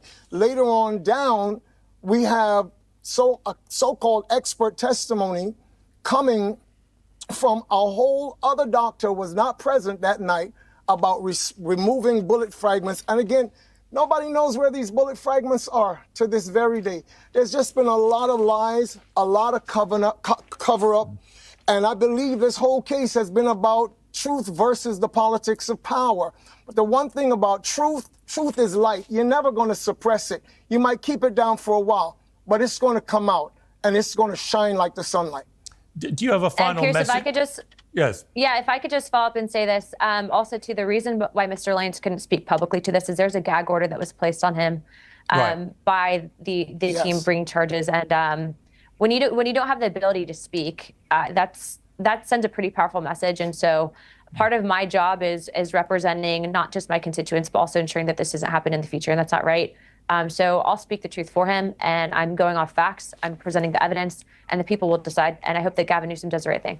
Okay, and just final question for you, Sonstar. Do you have a final message for Megan Thee Stallion? If she's watching this, she, of course, could actively get involved here in exonerating your son if she wished to, if that was the case, and she believed. He asked him, does he have a final word for Megan Thee Stallion if she's watching this video? He may not have a final word, but I do. They're great!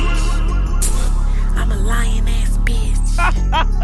I'm a lying ass bitch. I be lying and crying, man, I really ain't shit. I'm a narcissistic, manipulating, lying ass bitch. I be crying and lying, man, I really ain't shit. Somebody get... Oh my God. Somebody get the plunger, man, I'm really full of shit. Believed that she had misled people. What's your... Yo, if I made you laugh, you owe me a like, man. Y'all hit the like button, support the show. Message to her. I'm a believer in Christ, and my message is always the same to any human being, and that's love, that's compassion. I don't have an appeal to her or her team because I think that would be an exercise in futility. However, I do want to say on behalf of my son what the representative just said. This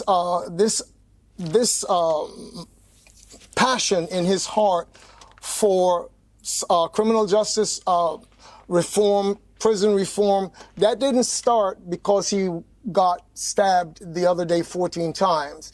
That has been something we have been discussing for a long time. This journey took me, many people are just getting to know who I am. But I've been in ministry for over 42, 43 years. I have ministered on various continents. Before I came back to North America at the top of 2018, I spent 7.5 years in Kenya. And that made me to become a father, not to just my children, but to many children. We call them spiritual children around the world. And when I saw him walking through this, we've met many inmates as a result of this. And you have people in this country right now that are imprisoned because of some dark age, medieval times attitude that says once a person is incarcerated, they become like a leper. They become like the offscouring of society. Nobody cares about them. In the medieval times, they would parade these people down the street in a cart and they would throw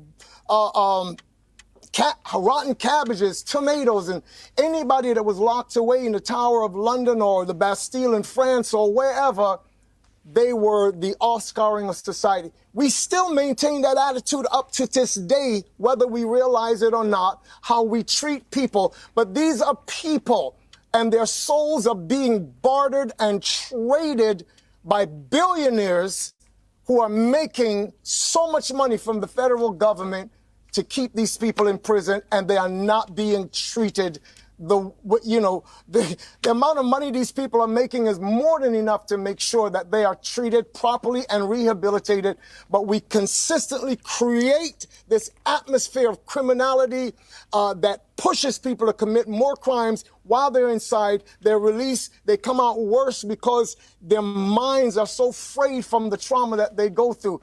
We can do something about this. We are a society with resources, with means. We can do much better. And so that's why my son is going to stand on the forefront of helping people. We don't believe that violent criminals should be out, hurting people and all the rest of it. But there are a lot of people who are innocent in prison. And then there are a lot of people who have been put in prison and been given undue sentences because they are black, because they are brown. This stuff needs to stop. And we have the power as a community to stop it. Mr. Peterson and Representative Luna, thank you both very much indeed for coming on Uncensored. I appreciate it. All right. Shout outs to Piers Morgan, man. Piers Morgan, he's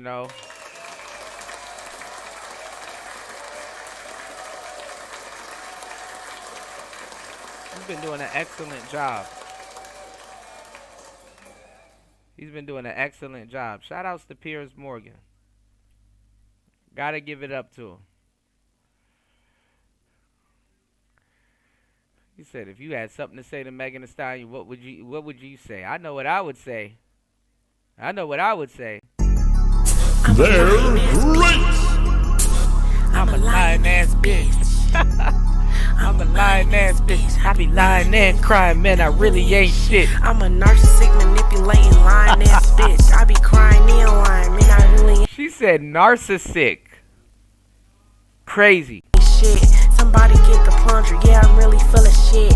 I'm the type of bitch you gotta watch while you piss. Told my ex today that I love her when I don't. I'm the type of bitch that ain't never really home. Homie hopper bitch, yeah, I had to double back. Pick a nigga like Prize Picks, I want my money back. I gamble on these niggas, yeah, I'm trying to find a winner. Baby, how you figure? Yeah, I want a couple figures. Niggas call me Tigger, yeah, this pussy really great. He gon' eat it up like some fucking frosted flakes. Stand a nigga up, and I ain't talking about his dick. He wanna go on dates, but I'd rather run plays. I say, let's go sell your weed, baby. Sell it to my hoes. If the hoes try to question, I'll say he my little brother. I'm a narcissist, manipulating, lying ass bitch. I be lying and crying, and I really ain't shit. I never been pissy, I just get pissed off. I get real mad, I tell a nigga piss off. I might put my pants down and piss on the ground. I never, ever, ever, ever piss round late. I tell a nigga come, but he cannot stay. My own place, but I tell him it's my mom. I'm a lying ass bitch. I'm a lying ass bitch. I'm a lying ass bitch. I be lying and crying, man. I really ain't shit. I told her she got a hit. This is my verse right here. My verse is right here. I come in right after her vocals.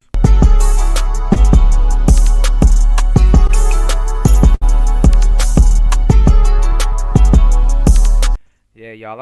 I'm sitting on a lot of good music. Oh, you should see the second song. I got some more music by her too. I'm a lying ass bitch. Yeah, Tory needs Trump at this point, man. He need a presidential pardon. I'm pretty sure Trump probably knows about it a little bit. He said she lying out her teeth. I'm in disbelief. I mean, look, and shout outs to Paul. Welcome to the show, bro. She doubled down on it. She did a post recently and she doubled down on it, So it is what it is. It is what it is. It's sad.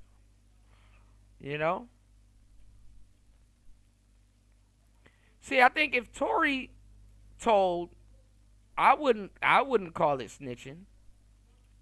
Now a lot of these goofball dudes that follow hip hop probably would have called it snitching. They just try to say, oh man, he should have told in hindsight now because he got stabbed.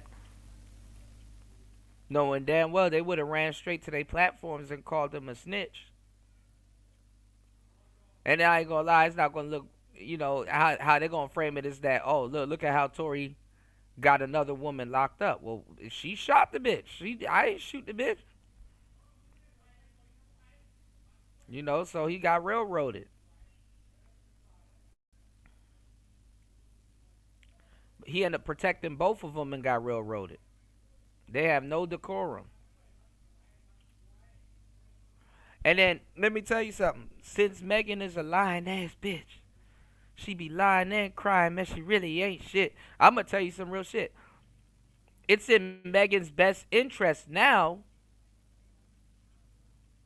to just keep with the lie.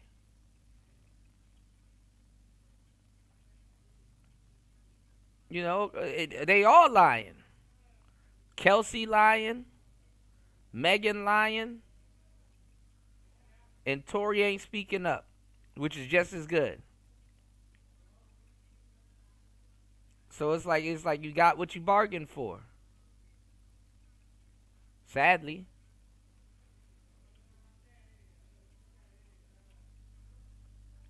But that's crazy. I mean, and it's not like the girls was gonna get a big sentence. They're just gonna get a big ass slap on the wrist. Women don't be getting charged for shit. They're just gonna get a slap on the wrist. The girl ain't gonna go to jail for no serious shit. She just gonna get a slap on the wrist. But nah, she'd rather be a lying ass bitch. All right, let's get into it. Trump. A lot of people are saying a lot. I don't really know too much. And it's funny because I have a South African friend here that I guess he's going to benefit from this. He says he's going to head to America soon. I mean, he hasn't left yet from what I know. But they're I mean, and this is why I say I don't truly know. Y'all can tell me a little bit more about this because I'm not there. But they're saying that Trump, with this whole South African deal thing, is treating South Africans better than anybody else. I kind of seen this coming. But it's like he's giving South Africans a deal and pushing out other, like he's like playing favorites with immigrants. That's kind of how it was presented to me. Like, oh, he's kicking other people out, including quote unquote other type of black people out, but he's playing favorites. He's playing favorites with South Africans. That's kind of how it was presented to me, And I kind of get where they're coming from with it, but nah, I don't think that's the case. But optics-wise, not gonna lie, that's what it looks like. Y'all let me know. Have y'all came in into contact with some of these South Africans? And people are making it a big deal because these are white South Africans. First of all, niggas didn't even think they existed. Elon was really the one that really reminded modern America that yes, they exist. For you to be convinced that there's no genocide. Thank you, Mr. President. So May 25th will be... Oh, hold on, let me catch up on the comments. Y'all hit the like button, support the show. You said 2 years max. He got 20. Oh, I thought he got 10, but hey, I thought they put an enhancement on him. LT Man said, oh my God. You said, I'm back. Oh my God. Some people are so fucking stupid. I had to snap on a coworker. Oh man. Yeah, I was advertising the show, the business. What happened with your coworker, LT Man? Paul said he's trying to help him colonize. Uh-oh. He said, laugh out loud. White people helping you people, go figure. Yeah, this shit crazy. Shout outs to LT Man in the building. What's going on? Are you good?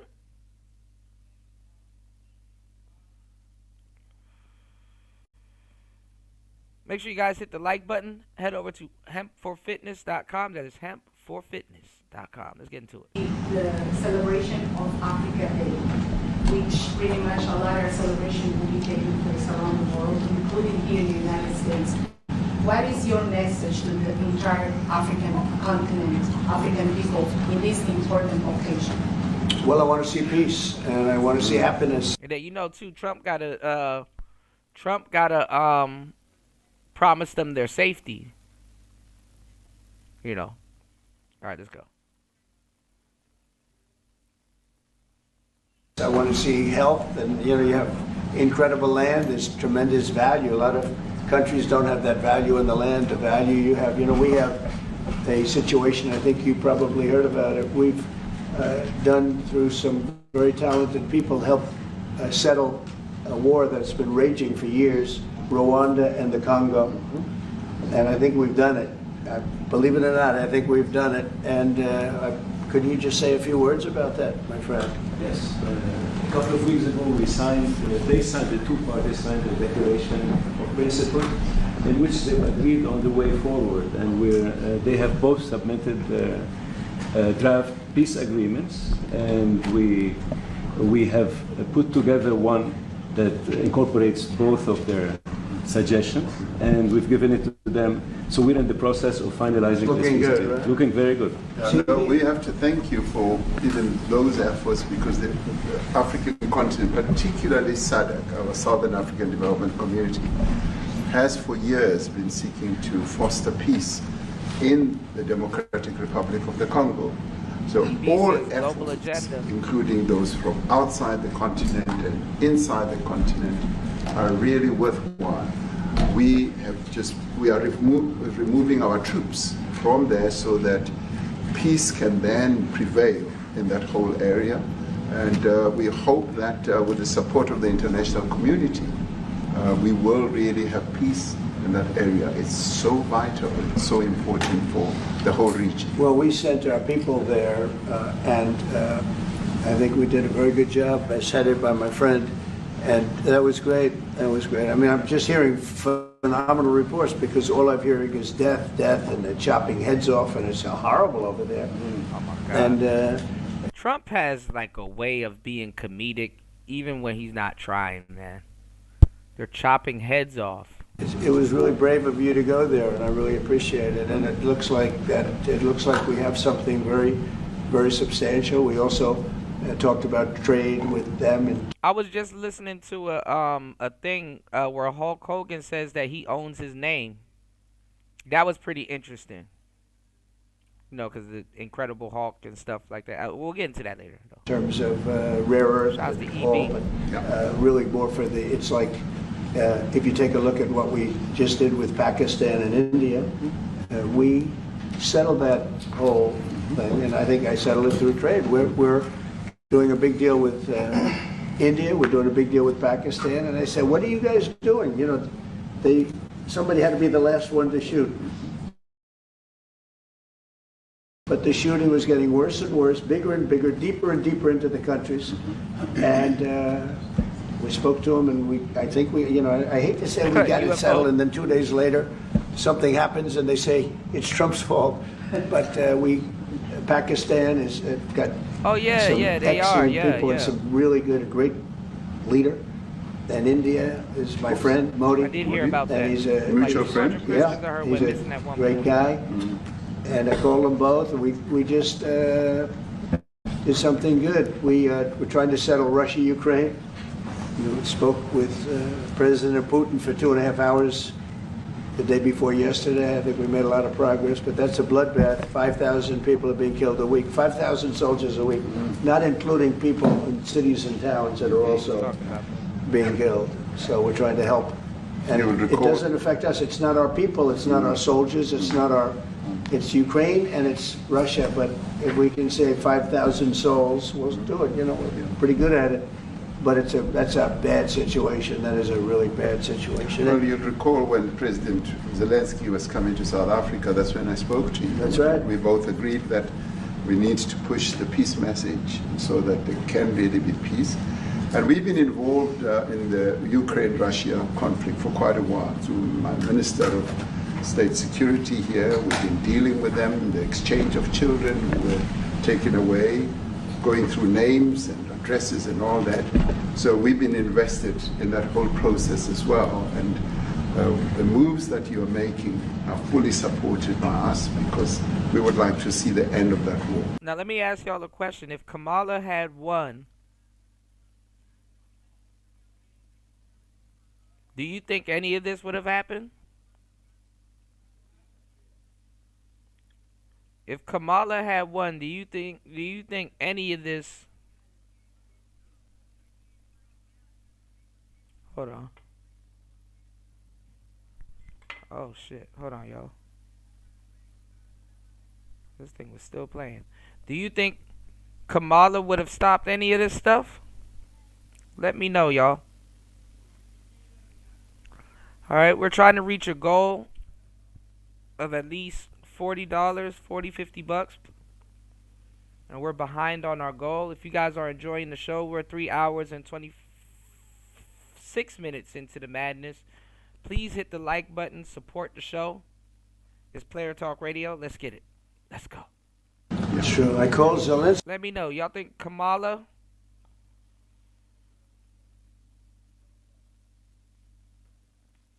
would have got this much work done? And they said, he's in South Africa. I said, what the hell is he doing in South Africa? He was talking to us. We got this big. That's a strange one. I said, what are you doing in South Africa? Yes. That's a strange one. He's trying to make peace.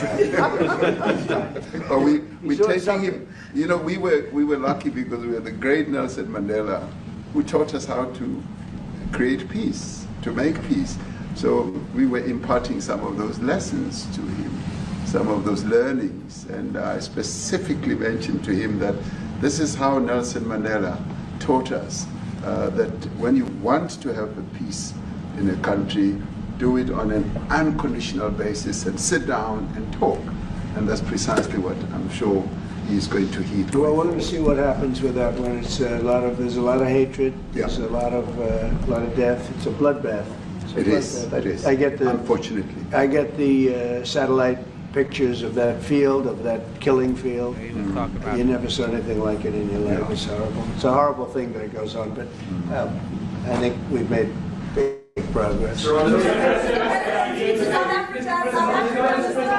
Yeah, please, go ahead. Thank you, Mr. President. No, not you.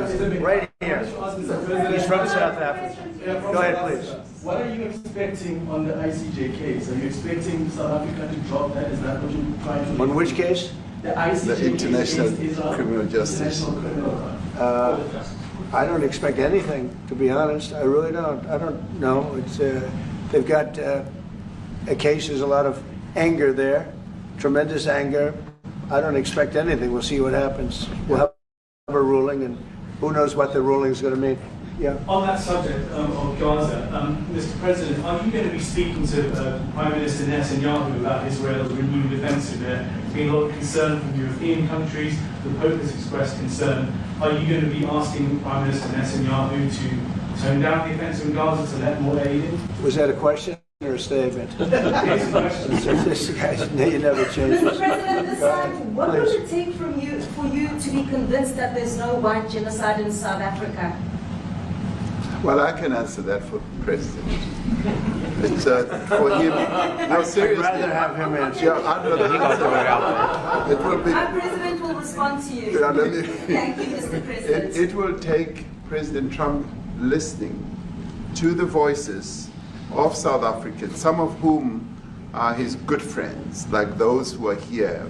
When we have talks between us on the quiet table. I wonder, I mean, and I may have to ask War Master or LT Man or you guys here, has Elon ever really talked to their president or got endorsed by him and stuff like that? Because honestly, like I said, when I saw this, I'm like, oh, this is definitely an Elon play.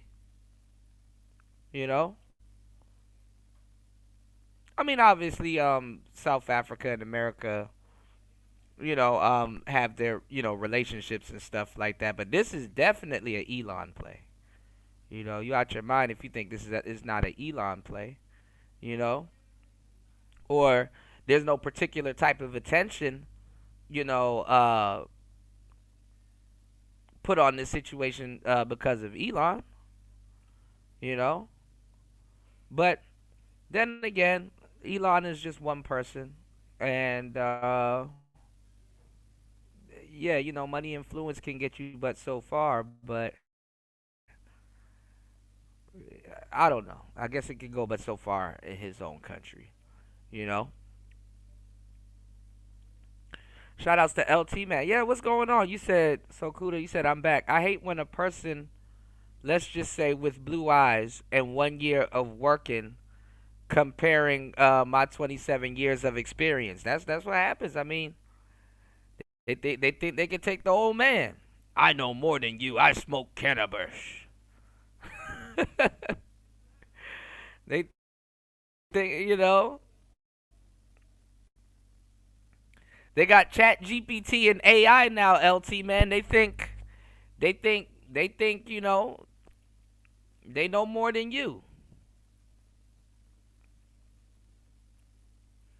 That's the thing nowadays. What's experience these days, A lot of people are realizing, too, especially now that, when people hiring people and stuff like that, that actually, aside from Chat GPT and stuff like that, cool. But raw human experience is a commodity. It is a very huge asset to any business, But it's going to come a time where I'm telling you, you're going to have to put a lot of people in their place, like real estate soon, because they believe that they know more than you.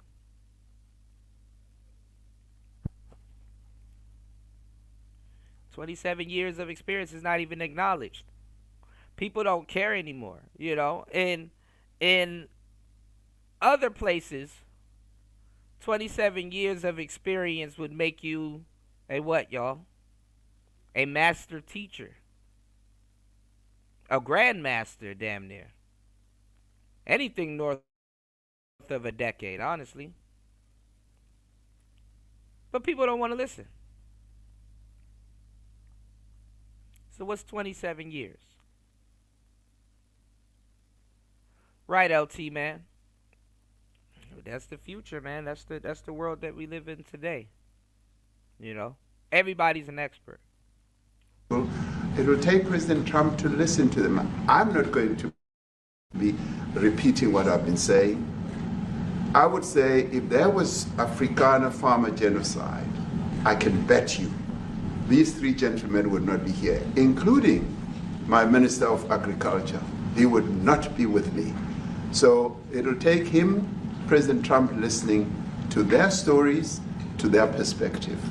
That is the answer to your question. But, Mr. President, I must say that we have, wait. We have thousands of stories talking about it. Sure. And we have documentaries, we have news stories. And that, is Natalie here? Somebody here to turn that? I could show you a couple of things. And it has to be responded to. Yeah, sure. Let me see the articles, please, if you would. And turn the lights down. Turn the lights down and just put this on. It's right behind you. Johan. There's nothing this parliament can do. With or without you, people are going to occupy land. We require no permission from you, from the president, from no one. We don't care. We can do whatever you want to do. Who are you to tell us whether we can occupy land or not? We are going to occupy land. Yeah. South African occupy land. That's who we are. So whatever you want to do, we can withdraw my membership from this useless parliament. Yes, honorable member. Must never be scared to kill. A revolution demands that at some point there must be killing, because the killing is part of a revolutionary act. Shoot to kill, Namaza. Kill the poor, the farmer. Kill the poor, the farmer. Pa, pa, pa. man said killing is part of the revolution. He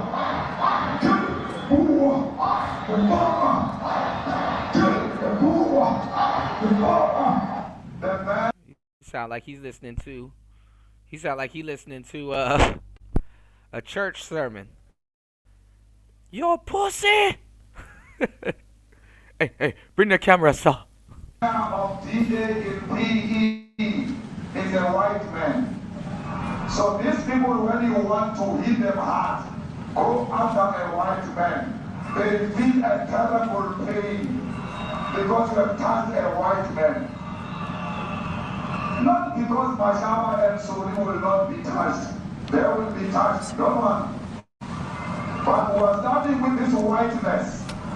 We are cutting the throat of whiteness. Shoot to kill Yamasa. Kill the brewer, the farmer. Kill the brewer, the farmer.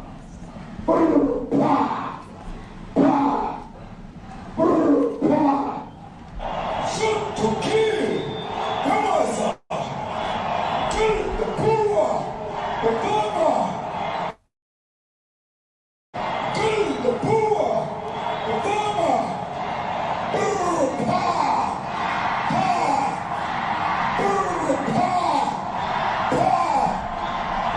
I don't know what's going to happen in the future.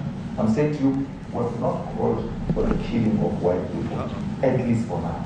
I can't never see the future. Yeah, but I mean, you understand somebody watching that, especially as it gets shared on Twitter, they freak out. It sounds like a genocidal. I can't take it.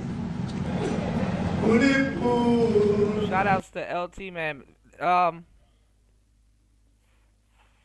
Don't sweat it, man. You know, definitely don't sweat it. There's know-it-alls in every job profession. Don't sweat it.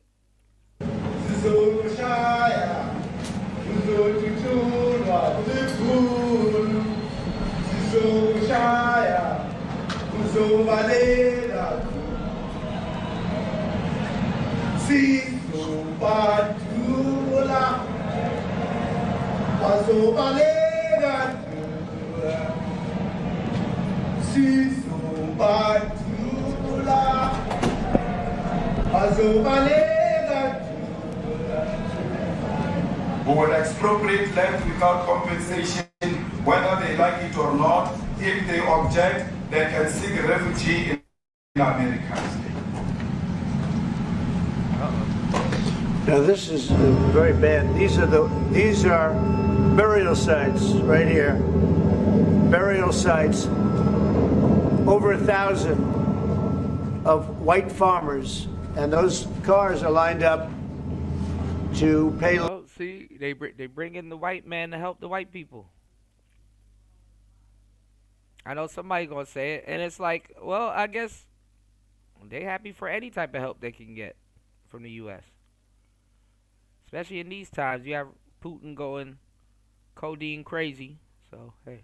Love on a Sunday morning. Each one of those white things you see is a cross, and there's approximately 1,000 of them. They're all white farmers, the family of white farmers, and those cars aren't driving. They're stopped there to pay respects to their family member who was killed, and it's a terrible sight. I've never seen anything like it. Both sides of the road, you have crosses.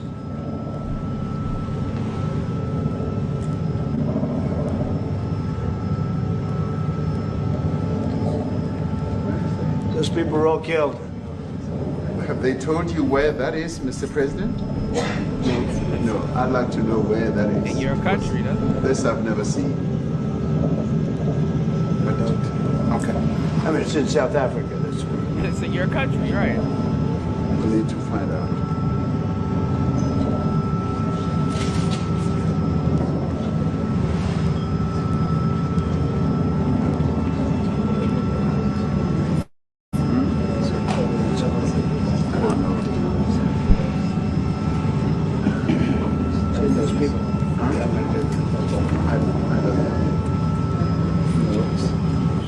Everybody tuning in on YouTube. Shout outs to everybody tuning in on Kick.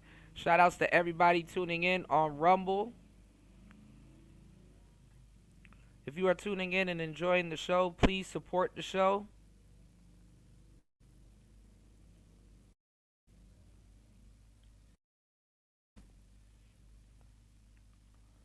Please hit the Cash App. Please hit the PayPal. If you're on Rumble, there's a super chat there. Please support the show. It's Player Talk. Let's get it. Let's go. Paul says, South Africa is where they dropped the AIDS when white people showed up. Now they're receiving aid from Trump. Elon play. Okay.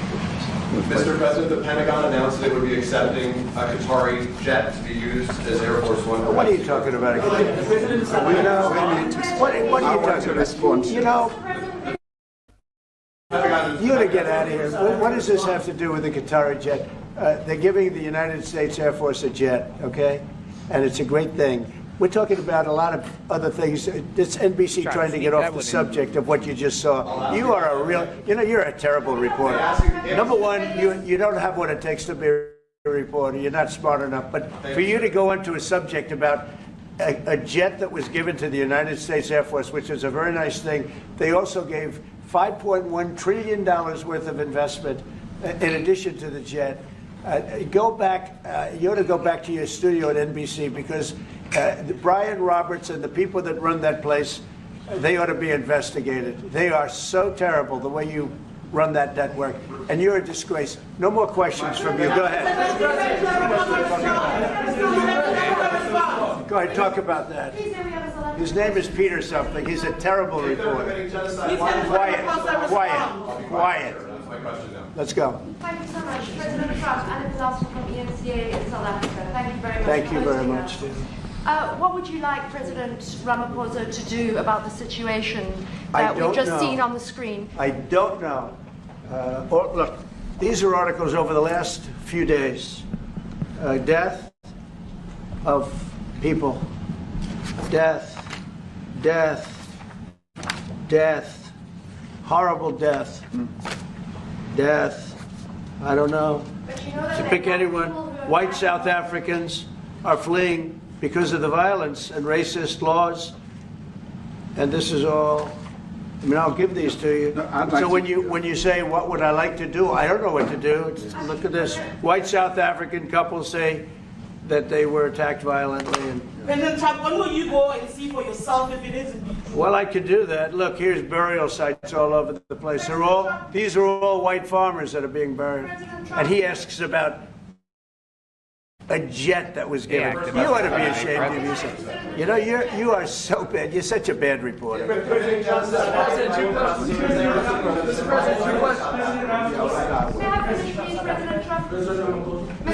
This is one after another. This family was wiped out. I'm just looking.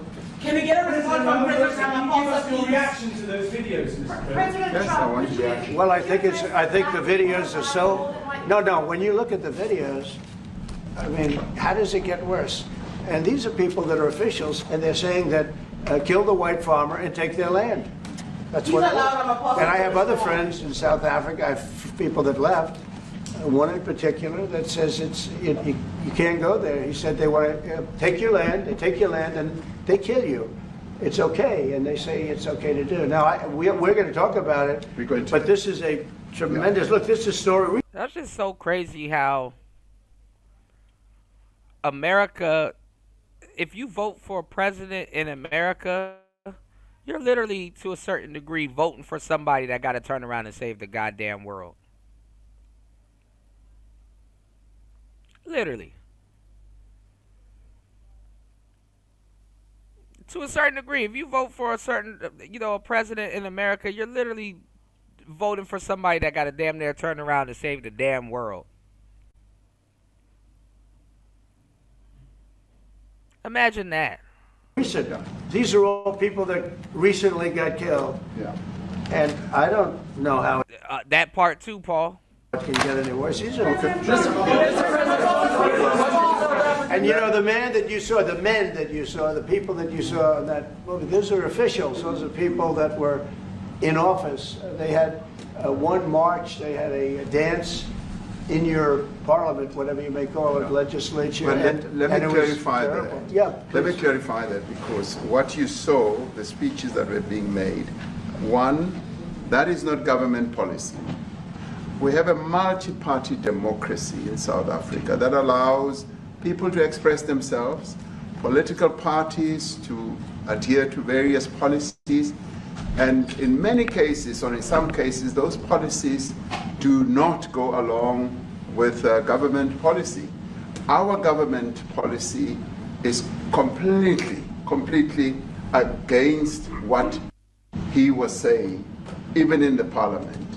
And they're a small minority party, which is allowed to exist in terms of our constitution. But you do allow them to take land. No.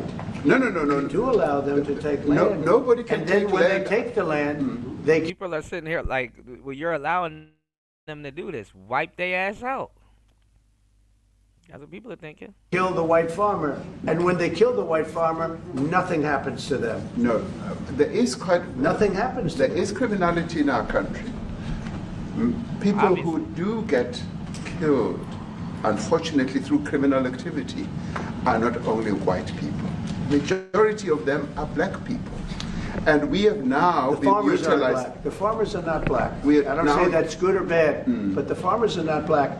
And the people that are being killed in large numbers, and you saw all those grave sites, and those are people that loved ones going, I guess on a Sunday morning, they told me, to pay respect to their loved ones that were killed. Their heads chopped off, they died violently. And, you know, I mean, we're here to talk about it, and I didn't know we'd get involved here. But I will say this, that if the news wasn't fake like NBC, which is fake news, totally one of the worst, ABC, NBC, CBS, horrible. But if they weren't fake news like this jerk that we have here, if we had real reporters, they'd be covering it. But the fake news in this country doesn't talk about that. They don't want to talk about it, but now they have to talk about it. But they won't. This won't even be a subject. They'll have him talking about why did a country give a free, think of this, why did a country give an airplane to the United States Air Force? Okay, the United States Air We got endless planes. Like we could do without another plane. Not to me, to the United States Air Force, so they could help us out, because we need an Air Force One until that's Air Force One, it's being built. 2 of them being built. But Boeing's a little bit late, unfortunately. So why did they give us a plane to the United States Air Force? That's what that idiot talks about after viewing a thing where thousands of people are dead. I'm sorry, I don't have a plane to give you. I wish you did. I'd take it. I would take it. If your country offered the United States Air Force a plane, I would take it. Okay. But coming back to this issue, which I really would like us to talk about, and talk about it very calmly. We were taught by Nelson Mandela that whenever there are problems, people need to sit down around a table and talk about them. Well, there are and this is precisely what Man, Trump is a wild boy. we would also like to talk about, including, of course, trade matters, investment matters. So the issues that concern you as the United States. Those are all recent. Those are all deaths. Yeah, in many ways, I mean, one should say you are a partner of South Africa, and you are raising concerns, and these are concerns that we are willing to talk to you about.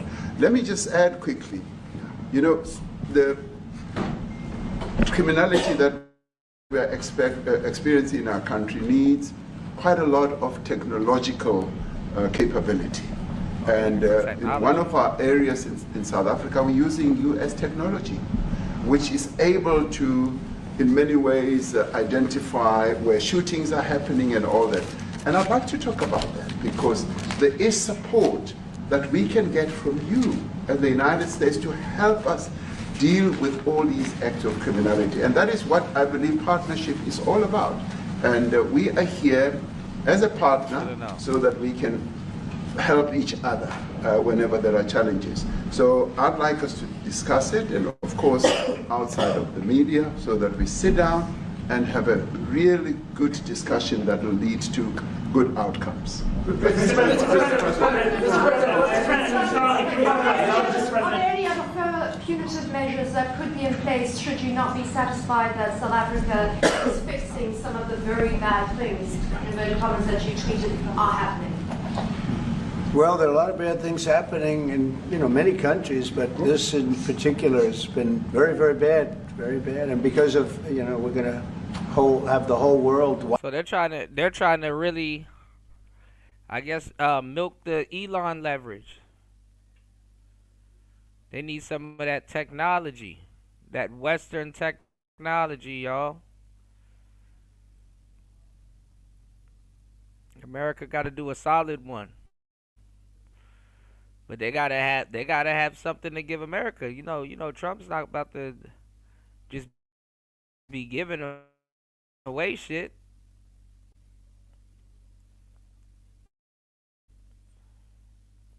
You know, they want some of that Western tech. LT Man says he's talking about white genocide, but the African president is talking about technology. What the fuck? Right. The police his own people. He said all that tough talk in Africa, but skinning and grinning when Trump presses him. Pathetic. Watching in another short period of time because you have the G20, and that's a big deal. And it seems like, I want you to look good. I don't. Yeah, he fears them. It's like. I think even Trump wants to ask him, like, why you let this exist? Wipe them out. But but see, this the thing though. It's kind of that's on some dictatorship type thing, because you're wiping out people's family members too, your people. You know what I'm saying? So it does look, it does look bad. When and it is a war crime to, be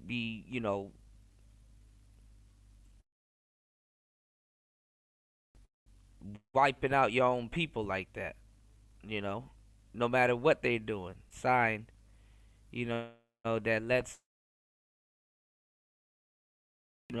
start acting a tomfoolery, but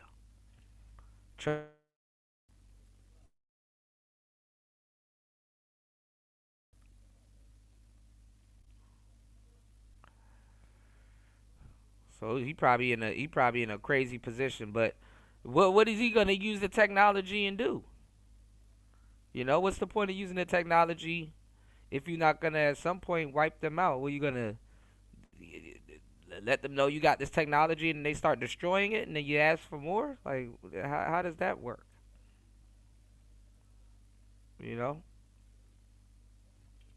So to a certain degree, Trump is looking at him like we all looking at him. It's like, damn, so you're condoning this. He's condoning it to a certain degree. I don't want you to look bad. Very good. But we have hundreds of people, thousands of people trying to come into our country because they feel they're going to be killed and their land is going to be confiscated. And you do have laws that were passed that gives you the right to confiscate land for no payment. You can take away land for no payment. I want to clarify that. So he's like, you got to change those laws. Like, how can we help? Because we have a constitution. Our constitution guarantees and protects the sanctity of tenure of land ownership.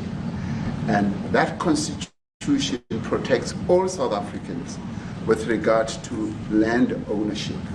However, we do say, because we've got to deal with the past, the government, and as your government also has the right to expropriate land for public use.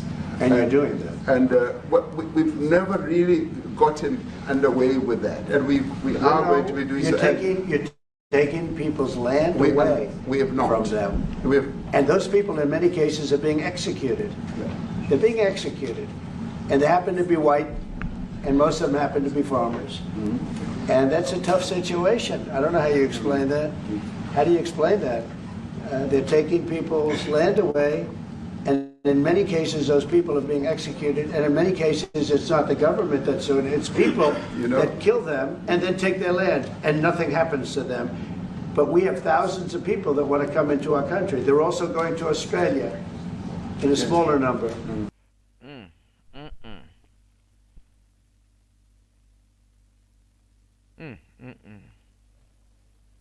What are y'all thoughts on that? What are y'all thoughts?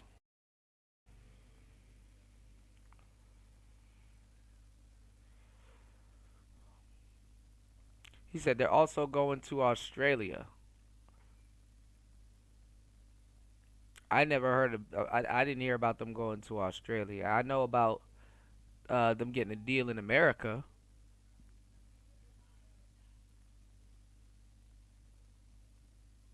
I don't know about Australia. Let's look at a little bit of this debate real quick. Pot calling the kettle black sounds familiar. If he was light-skinned, niggas would have been calling him soft and weak for this. True. True.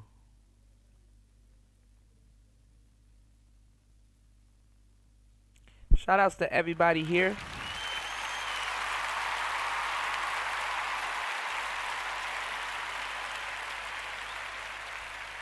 Let's get some more support. Please hit the like button, support the show. Let's keep it going. It's Player Talk Radio. Good morning, guys. 10:10. 10 minutes past the hour. All right, let's get into another nerve-wracking debate real quick for you. Content creators. Most of the people come across a red pill from things like Fresh and Fit. And I'm tired when people mention the red pill, they got to talk about Fresh and Fit and all these other people that just got here. They're not even red pilled.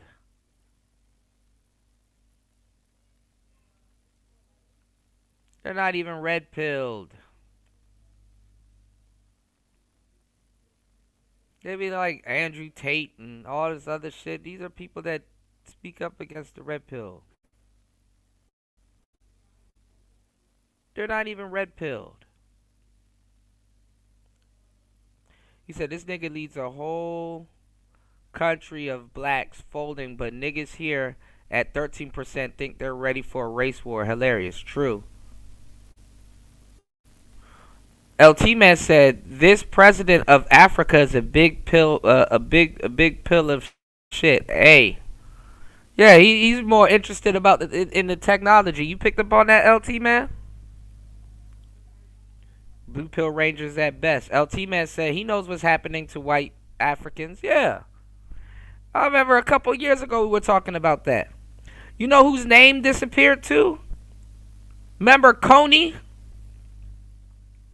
Put a 1 in the chat if you remember Joseph Coney. What happened to Joseph Coney?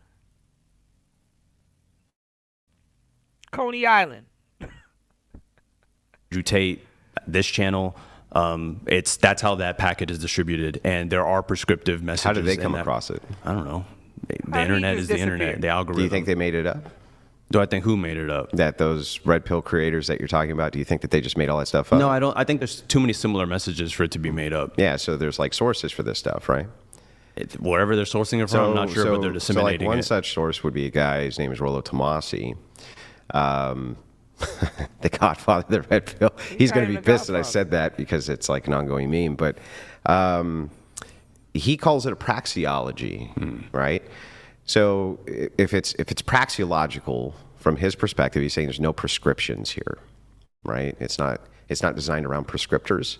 It's designed around descriptors. Mm-hmm. So if you're going to criticize the red pill, you should probably start by criticizing the descriptors. But if you wanted to criticize individual content creators for their prescriptions, I think that that's fine, but that's not the red pill. The red pill is a data packet of descriptions which are trying to express and explain interpersonal sexual dynamics between men and women. Now, you had a woman last time that was for feminism. Now we got a guy, y'all. A guy out of all. Oh. man, that's some deep game. I'm not even gonna get into that on today's show because I got some deep game for that. But a lot of the simps, because you got some black men that's for it, but I'm gonna tell you the truth. Because I was telling y'all too about how feminism really destroys. It really does a number on white households. But you'll find more open white male feminists than you'll find black ones. You know, it's just confused niggas versus people that know what's going on.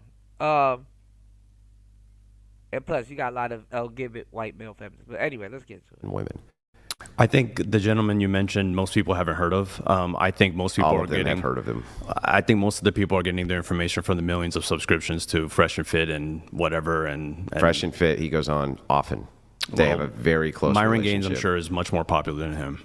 Yeah, well, the thing is like, maybe, but Myron Gaines is not are you saying he's the red pill? I think he's one of them. Okay, so what is, let's start with that. What is the red pill? I consider it content that claims to reveal the truth about women but promotes misogyny and male victimhood. Okay, so you think that the descriptors do that? I think the content creators that are prescribing what the red pill is. So it's about content creators. Sure. You just think that, so there's just content creators who you disagree with their message. The majority of the red pill content creators, I disagree with their message.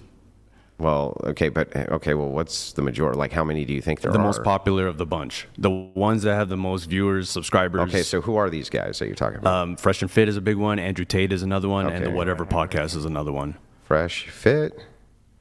The podcast that he's on Tate is another one. And Whatever. So here's an easy one. I guess let's start with Whatever because I'm pretty familiar with the content here. So what is the message that's being put out there? There's a lot of misogynistic messages that come out of this podcast. And let's start with what is misogyny? Misogyny is the hatred or dislike of women. War Master that showed up when the man, War Master, you done missed a whole couple segments. Good to see you, man. You done missed a whole couple of segments. We talked about, oh shit, War Master was over on Rumble. Shout outs to War Master. See, I was checking Rumble the whole time and haven't seen you. And the time I don't check Rumble, in comes a wild War Master. Shout outs to War Master in the building. Yes, sir. Hold on.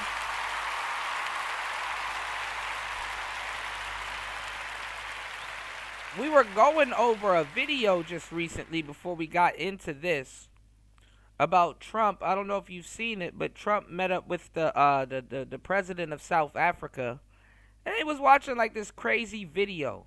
You know, he was watching this crazy, video of the, genocide and stuff happening, and I guess I don't know if you ran into them. But, America has, I guess, provided a safe haven for, the white South Africans to flee, I guess. And they were talking about the farmers being slaughtered over there. And it was just weird. I mean, he was basically asking them for American technology. He was basically asking them in but so many words. He kind of sidestepped the violence happening to, I mean, and let me tell y'all something too here, right? It don't matter how you cut it. Man, those could be white Jamaicans. They exist, by the way. White people don't take too well to seeing other white people of any race, whether they know them or not, getting slaughtered. It's just the image, So, Trump kind of motioned to what most Americans would motion to, like, why don't you wipe them out? And it's like, I guess they got standards and policies over there. So Trump is kind of more so like, all right, well, why don't y'all change them laws first, and then we can have this discussion. Touche. War Master says, anytime men have an opinion, it's demonized by feminists and their soy boys. Yes, yes. Now, this guy here, though, seems like he might have some points. I like Andrew and how he debates, and he's writing it down. And I like what he's doing here, y'all. If y'all don't know, he's getting his definition of feminism, which is, I mean, not feminism and I guess the red pill, which is very smart, by the way, because people will try to argue about something and they'll be coming from their definition and not the actual definition of what they're trying to debate you against and all kinds of goofy shit. So, very smart shit. Let's go. Active dislike of women. Plural women. Yeah, correct. The entire gender. So not the active dislike of a woman. No, not typically. So it's just women. Yeah. Okay. So misogyny is the active hatred or dislike of women.